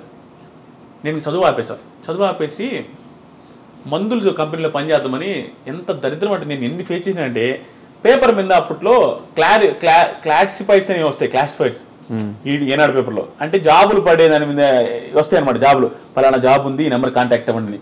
ఆ జాబులు చూసి అంటే నేనే పెద్ద తోపు అనుకుంటున్నా, ఇంటర్మీడియట్ మీదే ఒక జాబ్ వస్తుందిలేని. ఆ జాబ్లో హైదరాబాద్లో ఒక మందుల కంపెనీలో మీరు పనిచేస్తే ఇంత ఇస్తామని వస్తే దానికి కాల్ చేస్తే రమ్మన్నారు. అడిగిన తర్వాత 1000 రూపాయలు ఖర్చుకున్నాను, నన్ను జాబులు వేశారు బ్రో. అదేదో మందులు తయారు చేసే కంపెనీలు వేసి ఒక్కరిని చూసినట్టు చూస్తారు, అందరినీ పచ్చిబూతులు చుట్టేది, మెడలు పట్టుకుని తోసేది, వర్క్ చేయమని. అలాంటి దగ్గర పనిచేసిన ఒకరోజు నైట్ పనిచేసి ఇంకా ఎగురుకుండా భయపడి భయంకరంగా ఇంకా ఆ రోజుతో వెంటనే ఇంటికి వచ్చేసాను. మళ్ళీ ఒరుగుపాడు వచ్చి అక్కడ చదువుకుంటా అని చెప్పాను. దానికి ముందు చదువుకోరా యజమానాలు, ఏం మనిషిరా, డిగ్రీ థర్డ్ ఇయర్లో ఇంత డబ్బులు పెడితే అప్పుడు మానేసినంటే నేను చదవనని చెప్పిన. మళ్ళీ చదువుకోనాటికి చదువుతా అని చెప్పాను. నేను బీటెక్ చదువుతాను, డిగ్రీ చదవనని చెప్పిన. బీటెక్ చదువుతానంటే బీటెక్ చదవనాటికి డబ్బులు ఎక్కడ వస్తాయి? 30,000 36,000 ఉండేది అప్పుడు. 4 సంవత్సరాలకి దాదాపు 1,50,000 అంటే మా దగ్గర అంత సీన్ లేదు అప్పుడు. అప్పులు కట్టుకున్నట్టుకు లేవు. అప్పులు ₹1 మా దగ్గర వచ్చేయే మాకు సరిపోతున్నాయి. మా అన్న పెళ్ళిళ్ళకైన అప్పులు, మా అక్క పెళ్ళికైన అప్పులు తీర్చడం సరిపోతుంది. అక్కడ బ్యాంకులో లోన్స్ అసలు అట్లానే ఉన్నాయి. అలాంటి సిచ్యువేషన్లో బీటెక్ డబ్బులు పెట్టారు. అంత క్రిటికల్ సిచ్యువేషన్లో నాకు ఫీజు రీయింబర్స్మెంట్ వచ్చింది. అది ఎట్లా వచ్చిందంటే, అది అందరికీ వచ్చిందో లేదో నా అదృష్టం తెలియదు, నాకు దాని గురించి కూడా సబ్జెక్ట్ మీద నాలెడ్జ్ లేదు. ఫీజు రీయింబర్స్మెంట్ నాకు వచ్చింది, నేను ఎంసెట్ కూడా రాయాలి, అసలు సంబంధం లేదు. నాకు 8,000తో వచ్చింది బీటెక్. 8,000తో నా నియర్ బై కాలేజీలో ఇంజనీరింగ్ చేస్తే 8,000 32,000 నా బీటెక్ అయిపోయింది. నాకు బీటెక్ చేసే సీనే లేదు. నేను డిగ్రీ జాయిన్ అయింది నాకు డబ్బు లేక, మళ్ళీ డిగ్రీ మానేసిన తర్వాత బీటెక్ జాయిన్ అయినా బ్రో. అందరు నా ఫ్రెండ్స్ అందరూ బీటెక్ బ్రో, నా దగ్గర డబ్బులు లేక డిగ్రీ జాయిన్ అయినా, నా పరిస్థితి బాగాలేక. అలాంటి వాడికి బీటెక్ ఎలక్ట్రికల్ ఇంజనీరింగ్ ఫినిష్ అయింది ఫ్రీగా 32,000. నాకు గ్రాటిట్యూడ్ ఉంది బ్రో. అది నీ డబ్బేరా, ఉడాలనాయాలా, నువ్వు ట్యాక్సులు కట్టట్లేదా, మీ వాళ్ళు నువ్వు కూడా ఇట్లా మాట్లాడుతావు అనొచ్చు. నా డబ్బులే అయినా కూడా నాకు ఆయన నుంచి ఆ ఆపద టైంలో వచ్చింది అనే ఫీలింగ్ వచ్చింది. ఆ ఫీజు రీయింబర్స్మెంట్ వచ్చింది కాబట్టి నాకు ఆ గ్రాటిట్యూడ్ ఉంది. ఇంకా పొలిటికల్గా ఆయన గెలవాలి ఈయన గెలవాలి అట్లాంటి ఏం లేదు. నాకు రాజశేఖర రెడ్డి గారు అంటే బీభత్సమైన గ్రాటిట్యూడ్, హెవీ గ్రాటిట్యూడ్. దానికి రీజన్ నేను చెప్పాను అంతే. సో ఈ యూట్యూబ్ రెవెన్యూస్ ఏంటి బ్రో? అంటే 39 లక్షలని ఒక స్టోరీ మంత్లీ పెడితే ఎన్ని కోట్లు 12 నెలలకి? నిజంగా 2 కోట్లు వస్తున్నాయా? 12 నెలలు కాదు బ్రో, నువ్వు కూడా ఎంత ఇట్టయితే నేనేం చెప్పాలా. నాకు వచ్చేది 3 నెలలు బ్రో. నాకు వచ్చిన నెల పేమెంట్ ఇదే అని చెప్పేసి ఒక వీడియో చూసాను నేను. ఒక నెలకి 39 లక్షలు వస్తుంటే మినిమం 30 లక్షలు వేసుకున్నా, సంవత్సరం అంతా అలాగే వస్తాయా? 3 నెలలే బ్రో. బిగ్ బాస్ రివ్యూ చేసి ఆ 3 నెలలు నా ఇంకా మా తర్వాత ఏముండదు, జీరో. ఆ 3 నెలలే వస్తుంది. ఆ 3 నెలలు ప్రతి నెల ఇట్లా వస్తుంది కదా. ఆ పర్టికులర్ మంత్ నాకు 39 లక్షలు వచ్చింది. మిగతా నెలలు కూడా ఎంతో కొంత వచ్చింది, బాగా వచ్చింది రెవెన్యూ, నేను ఆల్రెడీ చెప్పేశాను. కానీ ఆ 39 లక్షలే చూస్తున్నారు. కానీ ఎంత స్ట్రగుల్ బిగ్ బాస్ రివ్యూస్ అంటే, ఆ షోని 1 hour చూసేదానికే చాలా మందికి ఏం చూస్తారు 1 hour అంటారు, 24 గంటలు చూస్తారు. 24 బ్రో. చూసే జనాలకు కానీ ఎవరికైనా ఒకటే మాట, నువ్వు దేంటైనా సక్సెస్ అవ్వాలంటే బీభత్సమైన అని ఫ్యాషన్ ఉండాలి. ఏది ఆ ప్యాషన్? డబ్బు సంపాదించాలి అనేదే ఉండాలా, దీంట్లో సక్సెస్ అవ్వాలనే ఉండాలా, నువ్వు ప్రమోట్ అవ్వాలి జాబులు అనేదైనా కసి ఎక్కువ ఉండాలి. ఆ కసి ఉంటే వచ్చేస్తుంది. బిగ్ బాస్ మీద బీభత్సమైన కసి నాకు. 24 గంటలు స్కిప్ చేసుకుంటా చూస్తూ ఉంటా బ్రో. పాయింట్ ఏదైనా వస్తే రాసుకుంటా మొబైల్లో. ఇక అదే పని రోజంతా. అంత ఎఫర్ట్స్ పెట్టుబడి వచ్చింది డబ్బులు, ఊరికే రాలా. ఆ 39 లక్షల కంటే 10 కోట్ల ఎఫర్ట్స్ పెట్టినాడా. అంత ఎఫర్ట్స్ పెట్టుబడి వచ్చినాయి. ఫ్యామిలీని మిస్ అయిన క్షణాలు కానీ, మా వైఫ్తో మాట్లాడలేదు, మా పాపతో స్పెండ్ చేయలేదు, మా నాన్నతో మాట్లాడింది లేదు, ఇంట్లోనే ఒక మూలలో కూర్చొని ఏసీలో కూర్చొని ఇంక నాన్ స్టాప్ రాసుకోండి. అంత స్ట్రగుల్ అయింది బ్రో. ఊరికి రాలా. ఎంతమంది బిగ్ బాస్ రివ్యూస్ చెప్పే వాళ్ళకు ఉన్నంత నెగిటివిటీ ఎవరికి ఉండదు. నువ్వు ఏమీ చేయని పుణ్యానికి నేను అంటావు, నువ్వు జస్ట్ నీ ఒపీనియన్ చెప్పవు. అసలు ఒపీనియన్ చెప్పడం ఏదో ఎవరికైనా రైట్ ఉంది. నువ్వు ఒపీనియన్ చెబితే నేను చెప్తారు. అమర్ని అంటావు, ప్రశాంత్ అంటావు, అందరూ అమర్కి పెయిడ్ అంటారు, ప్రశాంత్కి పెయిడ్ అంటారు, శివాజీకి పెయిడ్ అంటారు. ఓరే నాయన నాకు ఇంత డబ్బులు వచ్చిందని 39 లక్షలు వచ్చిందన్నా కూడా నన్ను పెయిడ్ అంటారు. అయితే 39 వస్తే ఎక్స్ట్రా వస్తే తీసుకో అని. ఓరే నాయన ఎక్స్ట్రా వస్తే ఎట్లా తీసుకుంటావు? ఇంత డబ్బులు వచ్చినప్పుడు 5,000 10,000కి కూడా ఆశపడతాడా? నేను ఇంకొక ఎక్స్ట్రా వీడియో చేసుకుంటే ఇంకా మళ్ళీ డబ్బులు వస్తాయి. సో అంత స్ట్రగుల్ ఉంటాయి bro Bigg Boss, heavy tough reviews చేయడం. ఫ్యామిలీ విషయానికి వచ్చేస్తే మీ ఫ్యామిలీ వీడియోస్ అన్ని చూసినప్పుడల్లా చాలా బాగా అనిపిస్తుంది. కానీ చాలామందికి ఉండే డౌట్ ఏంటంటే ఇన్ని లక్షల డబ్బులు వస్తున్నప్పుడు ఎందుకు మీ సిస్టర్కి ఇంకా ఆపరేషన్ చేయించకుండా ఇంకా అలా వదిలేయడానికి రీజన్ ఏంటి? పెళ్లి చేయకుండా తను అలా ఉంచేయడానికి, ఇంట్లో ఉంచుకోవడానికి రీజన్ ఏంటి? ఇప్పుడు చాలా మందికి ఆ క్వశ్చన్ ఉంది బ్రో. చాలా మంది అడుగుతూ ఉంటారు. నా రివ్యూస్ కవిత నగర్ బ్లాగ్స్, మా ఫ్యామిలీ బ్లాగ్స్ చూసే వాళ్ళకి కొంతమందికి అర్థమయ్యొచ్చు. కానీ చాలా మందికి అదే ఏంటి ఇంత వస్తుందని చెప్పాడు, ఇంత సక్సెస్ అవుతున్నాడు, చెల్లెలకి ఎందుకు ఐస్కి బ్లైండ్నెస్ పోవడం కోసం ఆపరేషన్ చేయించలేదని. అది అవ్వదు బ్రో. చూపించాం, మాకు స్తోమత లేనప్పుడు కూడా చూద్దాంలే వస్తుందేమనేసి నెల్లూరు హాస్పిటల్ తిరిగాము, ఒంగోలు తిరిగాము, అట్లా తిరిగి చూపించినప్పుడు ఏంటంటే అక్కడ డాక్టర్లు చెప్పింది అంటే నర్వ్స్ చిన్నవి మా చెల్లెలకి, కళ్ళు ప్రాబ్లం కాదు, కళ్ళకు వచ్చిన నర్వ్స్ చిన్నవి, ఆ నరాలు చిన్నవి అవడం వల్ల నువ్వు ఐ మార్చి నా అయ్యో నీ అయ్యో ఎవరు చేసినా ఆ ఐకి ఉండే నర్వ్స్ అక్కడ లేవు. ఇప్పుడున్న మా చెల్లెలకు ఉన్నది, మా చెల్లెలు బ్లైండ్ ఎట్లా అంటే చిన్న ఐస్ బ్రో, ఇంతే ఉంటాయి. నువ్వు ఎంత ఆ పిల్ల ఇంత తెరిచినా కూడా ఇంత తెరిచినట్టు ఉంటుంది, చాలా చిన్నవి. దానివల్ల ఏంటంటే ఆ నర్వ్స్ అట్లానే వచ్చినాయి. ఇప్పుడు పెద్దవి మారిస్తే నువ్వు దగ్గర కోట్లోనేనో లక్షలోనేనో నువ్వు బిల్డప్కి మార్చావనుకో, ఉన్న ఐసైట్ 5% ఉంటుంది. మా చెల్లెలకు ఒక కన్ను ఇలా పెట్టుకుంటే కనపడదు బ్రో, ఇక్కడ వరకే. ప్లస్ ఇంత క్లోజ్గా ఉంటే కనిపిస్తుంది. ఒక కన్ను 0, ఇంకొక కన్ను 5% కనపడుతుంది, ఇట్లా పెట్టుకుంటే కనపడుద్ది. అది కూడా కనపడద్దు అని చెప్పి ఇంట్లో ఈ విల్లాకి వస్తే మొత్తం ఒక 10 నిమిషాలు అటు ఇటు తిరిగిందంటే ఇంక నువ్వు ఏది దమ్మని తెచ్చేస్తుంది. కనపడి కాదు, అంచనాతో తెచ్చేస్తుంది. నువ్వు మధ్యలో అటు పోయినప్పుడు ఏదైనా అడ్డం పెట్టు తన్నేస్తుంది, పాపన్నా తొక్కేస్తుంది. కానీ చాలా జాగ్రత్తగా పాప గజ్జలేసాం, ఎందుకంటే పాప ఉన్నదని తెలియాలని అన్ని తీసుకుంటా ఉన్నాం. కానీ ఆపరేషన్ చేయించడానికి పాసిబిలిటీ లేదు బ్రో, ఇంకా జీవితాంతం అలాగే ఉంటుంది. ఈవెన్ ఐసైట్ తగ్గుతూ ఉంటుంది ఆ ఉన్న 5% కూడా.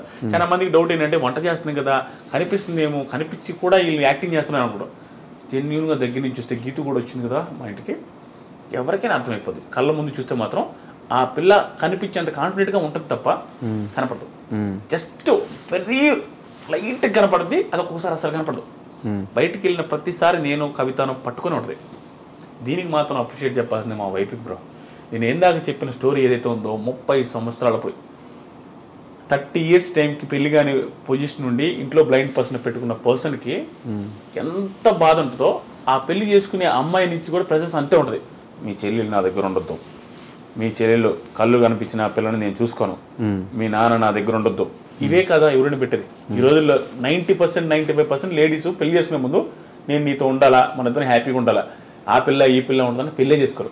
కానీ కవిత మా నాగలక్ష్మి ఉండి కూడా పెళ్లి చేసుకోవడం, ఇప్పుడు బయటకు వస్తే నేను చేతులు పట్టుకుని మా చెల్లెల్ని కనపడదు కాబట్టి తీసుకెళ్లే క్షణాలు ఎలాగైతే ఉంటాయో మా కవిత కూడా అట్లానే పట్టుకోలేదు. ఇది వెరీ రేర్ బ్రో, రాసిస్తా ఇలాంటి బాండింగ్. మా కవిత లాంటి పర్సన్ MSc మ్యాథమెటిక్స్ అయింది, ఇంత పొగరు కానీ ఇంత ఓవర్ యాక్షన్ కానీ అసలు ఏముండదు. మా చెల్లెల్ని బంగారంగా చూసుకుంటుంది.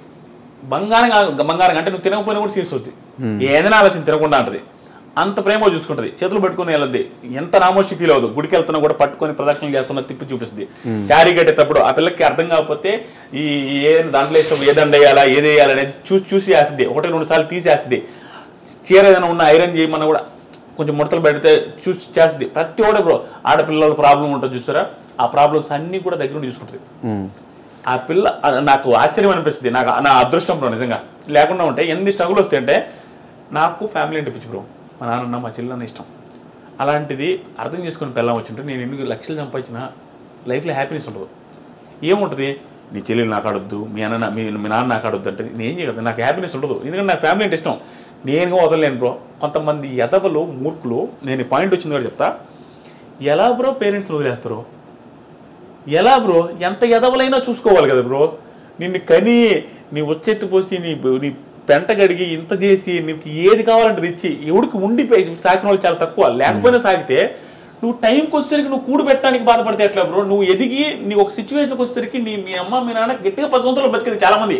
ఆ 10 years చూడలేవా, 30 సంవత్సరాలు నువ్వు ఎన్ని ఎదవ చేష్టలు చేసుంటావు అన్నీ చూసారు, నువ్వు చూడలేవా? అలాంటిది ఎట్లా వదిలేస్తారు నాకు ఆశ్చర్యం అనిపిస్తుంది. నాకు మాత్రం బ్రో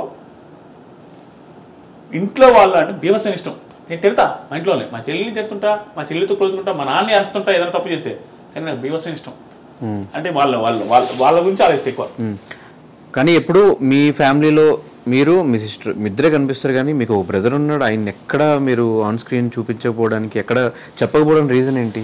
రీజన్ ఏం లేదు, ఈ మధ్య కనపడదు, ఈ మధ్య చూపించక కూడా కనపడతా ఉంటాడు. మనం కూడా అయ్యప్ప సోమాలేసి తెలిసాం.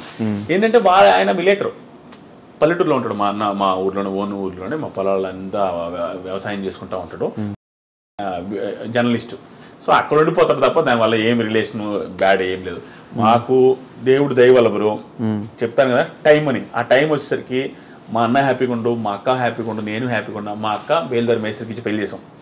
బేల్దారి మేస్త్రికి ఇచ్చి పెళ్లి చేసేటప్పుడు నేను అనుకున్నా, నేను బాగా ఓవర్ అప్పుడు మేస్త్రికి ఇచ్చేదండి అంటే మనకి ముడ్డెనక లోన్లోనే అనేది తెలుసు. ఆయన కూడా మనం ఏది తోపని అంటే పిల్ల చేస్తలో మా నాయన చెప్తా ఉంటాడు, ఒరే మన పరిస్థితి బాగాలేదని.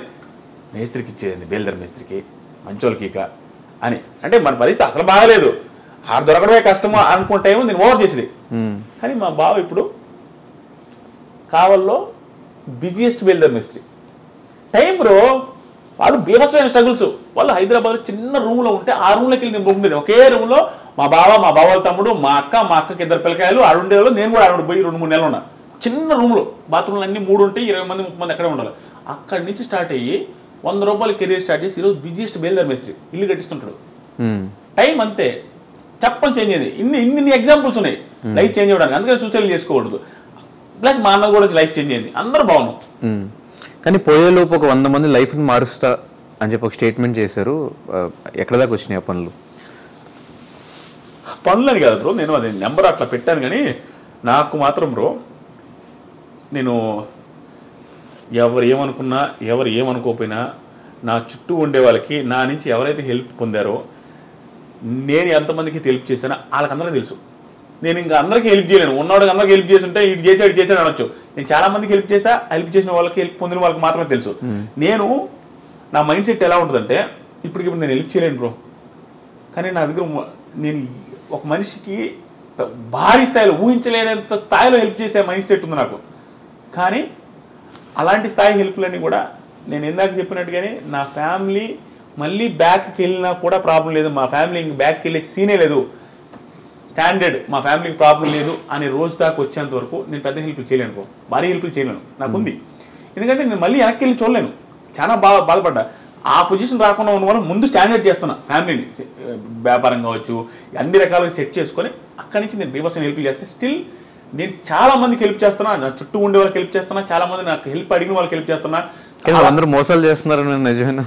ఓ ఆయన అది నాకు మొన్న ఇన్స్టాగ్రామ్ స్టోరీ కూడా పెట్టాం బ్రో, రీల్ కూడా. అడిగిన వాడు అందరూ నేను ఇంకివ్వను డబ్బులు, నేను ఎవ్వడికి ఇవ్వను డబ్బులు.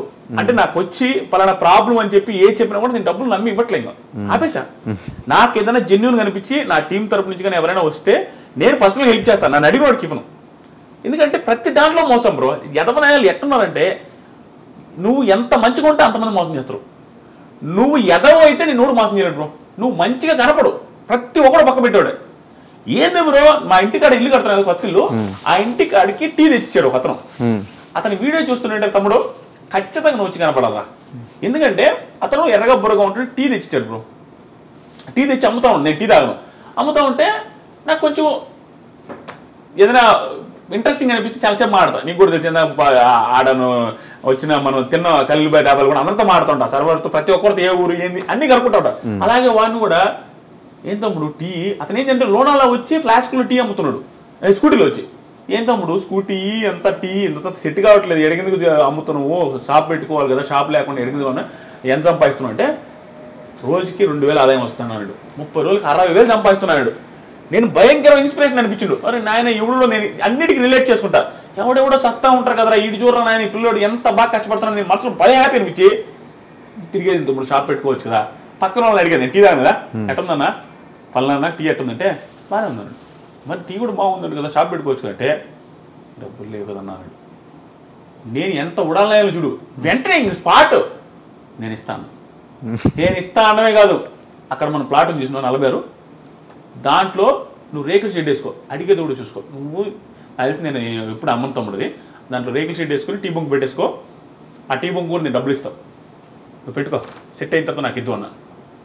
థ్యాంక్ యూ అన్న, థ్యాంక్ యూ సో మచ్ అన్న. అది అన్నాడా. తర్వాత అడగలే మనోడు, టీ అమ్ముకుంటాను ఒక 20 రోజులకు వచ్చి అడిగింది బ్రో, 50,000 అడిగిండు, 50,000 ఇచ్చారు. ఇంక మళ్ళీ కనాలి. మధ్యలో ఒకరోజు కనిపించిండు, ఏదో జాబ్ అన్నాడు, వస్తానడు, మళ్ళీ రాలా. చాలా బాధ వేసింది నాకు.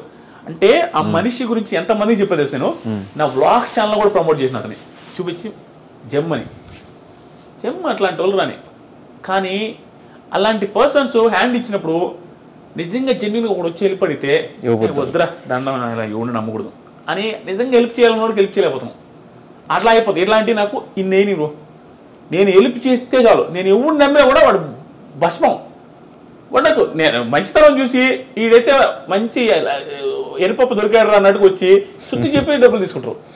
ఏముండదు. ఒకడైతే నా రూమ్లో ఇంట్లో పడుకుంటా ఉంటారు, రేకుల షెడ్లో ఏసీ ఉంటుంది, ఆ రూమ్లో పడుకుంటా ఉండదు. 2 రూపాయలు స్టూడియో ఒకప్పుడు అందరు రివ్యూ చూసి వాళ్ళు తెలుసు. పడుకుంటే మామ బాగాలేదు మామ 30,000 కావాలంటే ఫోన్ పే నెంబర్ చెప్పరా అనేసి కొట్టేసి పడుకున్నా.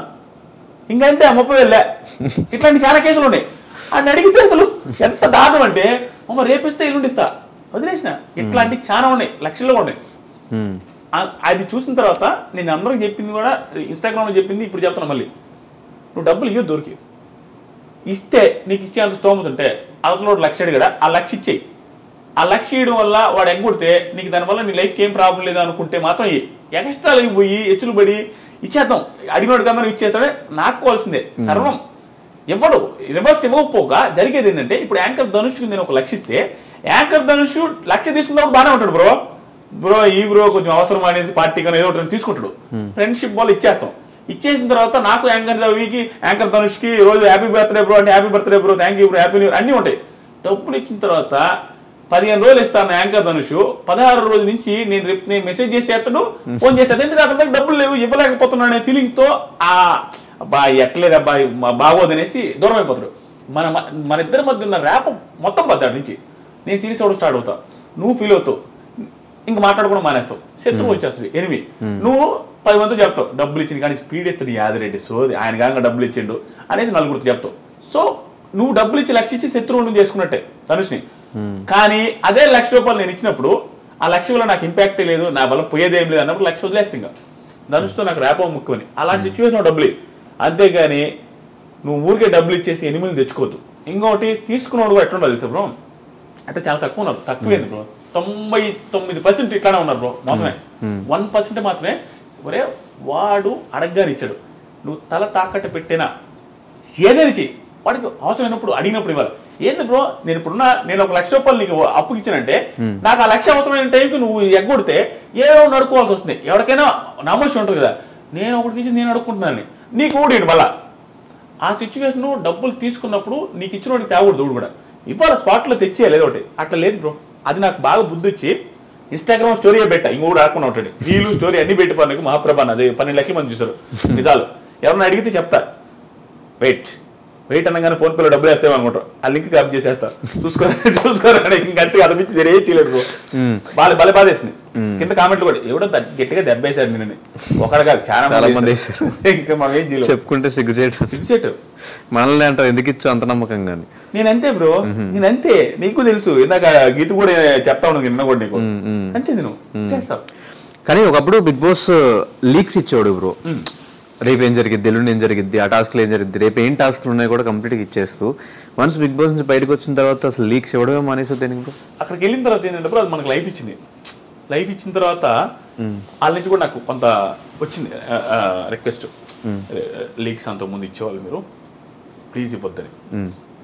నేను చెప్పా కదా నాకు యూజ్ రెస్పెక్ట్, నేను ఫుల్ గ్రాటిట్యూడ్ పర్సనాలిటీను, నాకు ఒకటి ఇంత చేస్తే నేను ఇంత చేస్తాను, అవకాశం వచ్చిన ప్రతిసారి నేను చేయడానికి ట్రై చేస్తూనే ఉంటాను అంతే. నాకు ఇప్పుడు రాహుల్ అన్న వచ్చిన సెలూన్గా రిబన్ కటింగ్ చేశారు కదా, రాహుల్ అని ఏది లైఫ్ అంతా నేను గ్రాటిట్యూడ్, ఏదైనా కూడా రాహుల్ అన్నకి వెళ్ళిపోద్ది అనుకుంటే నేను చేస్తూనే ఉంటాను. ఆయన చెప్పలే నేనే చేస్తుంటా, తెలియకుండా ఆయనకి ఏమైనా అవసరం నేనే రీల్ చేస్తా, ఆయనకి ఏమైనా అవసరం నేనే షేర్ చేస్తా, ఆయన అడగడు.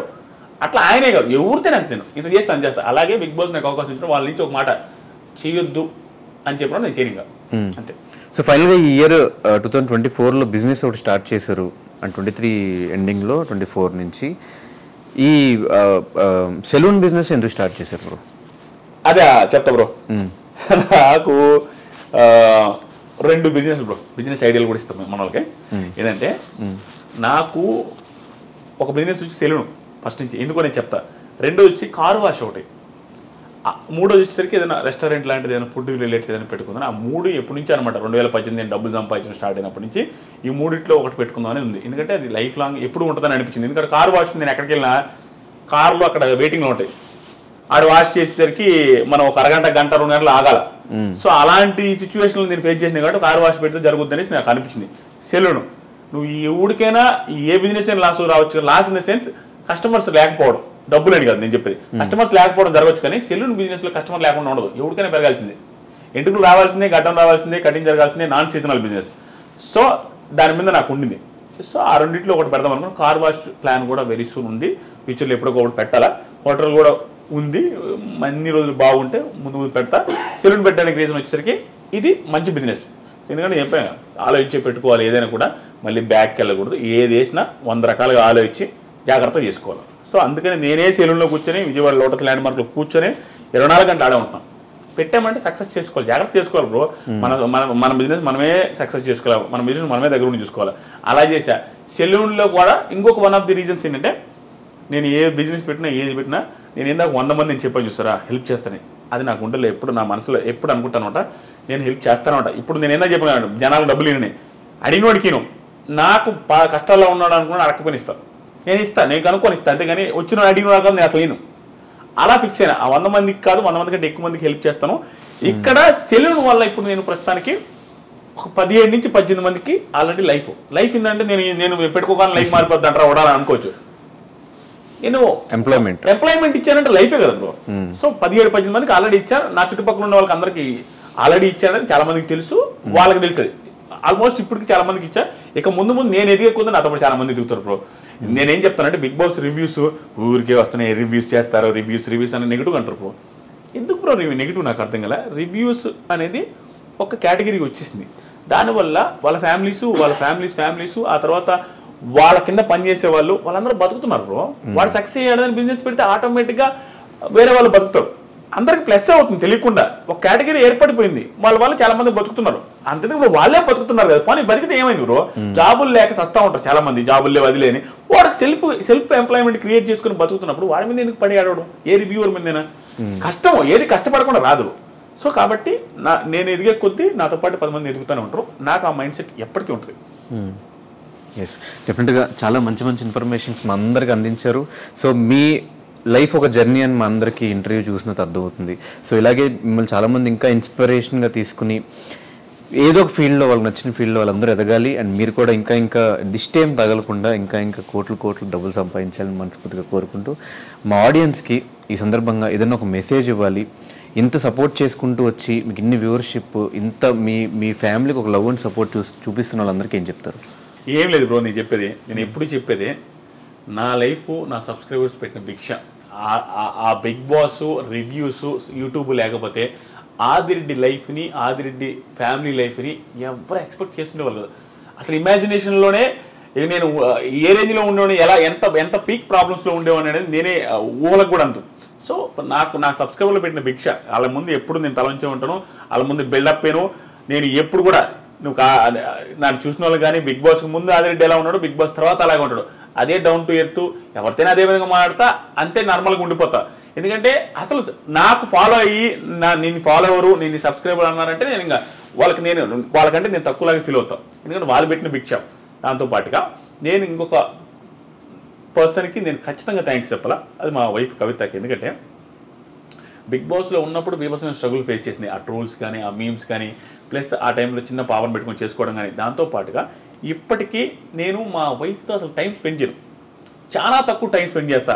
రివ్యూస్ అవి ఇవని.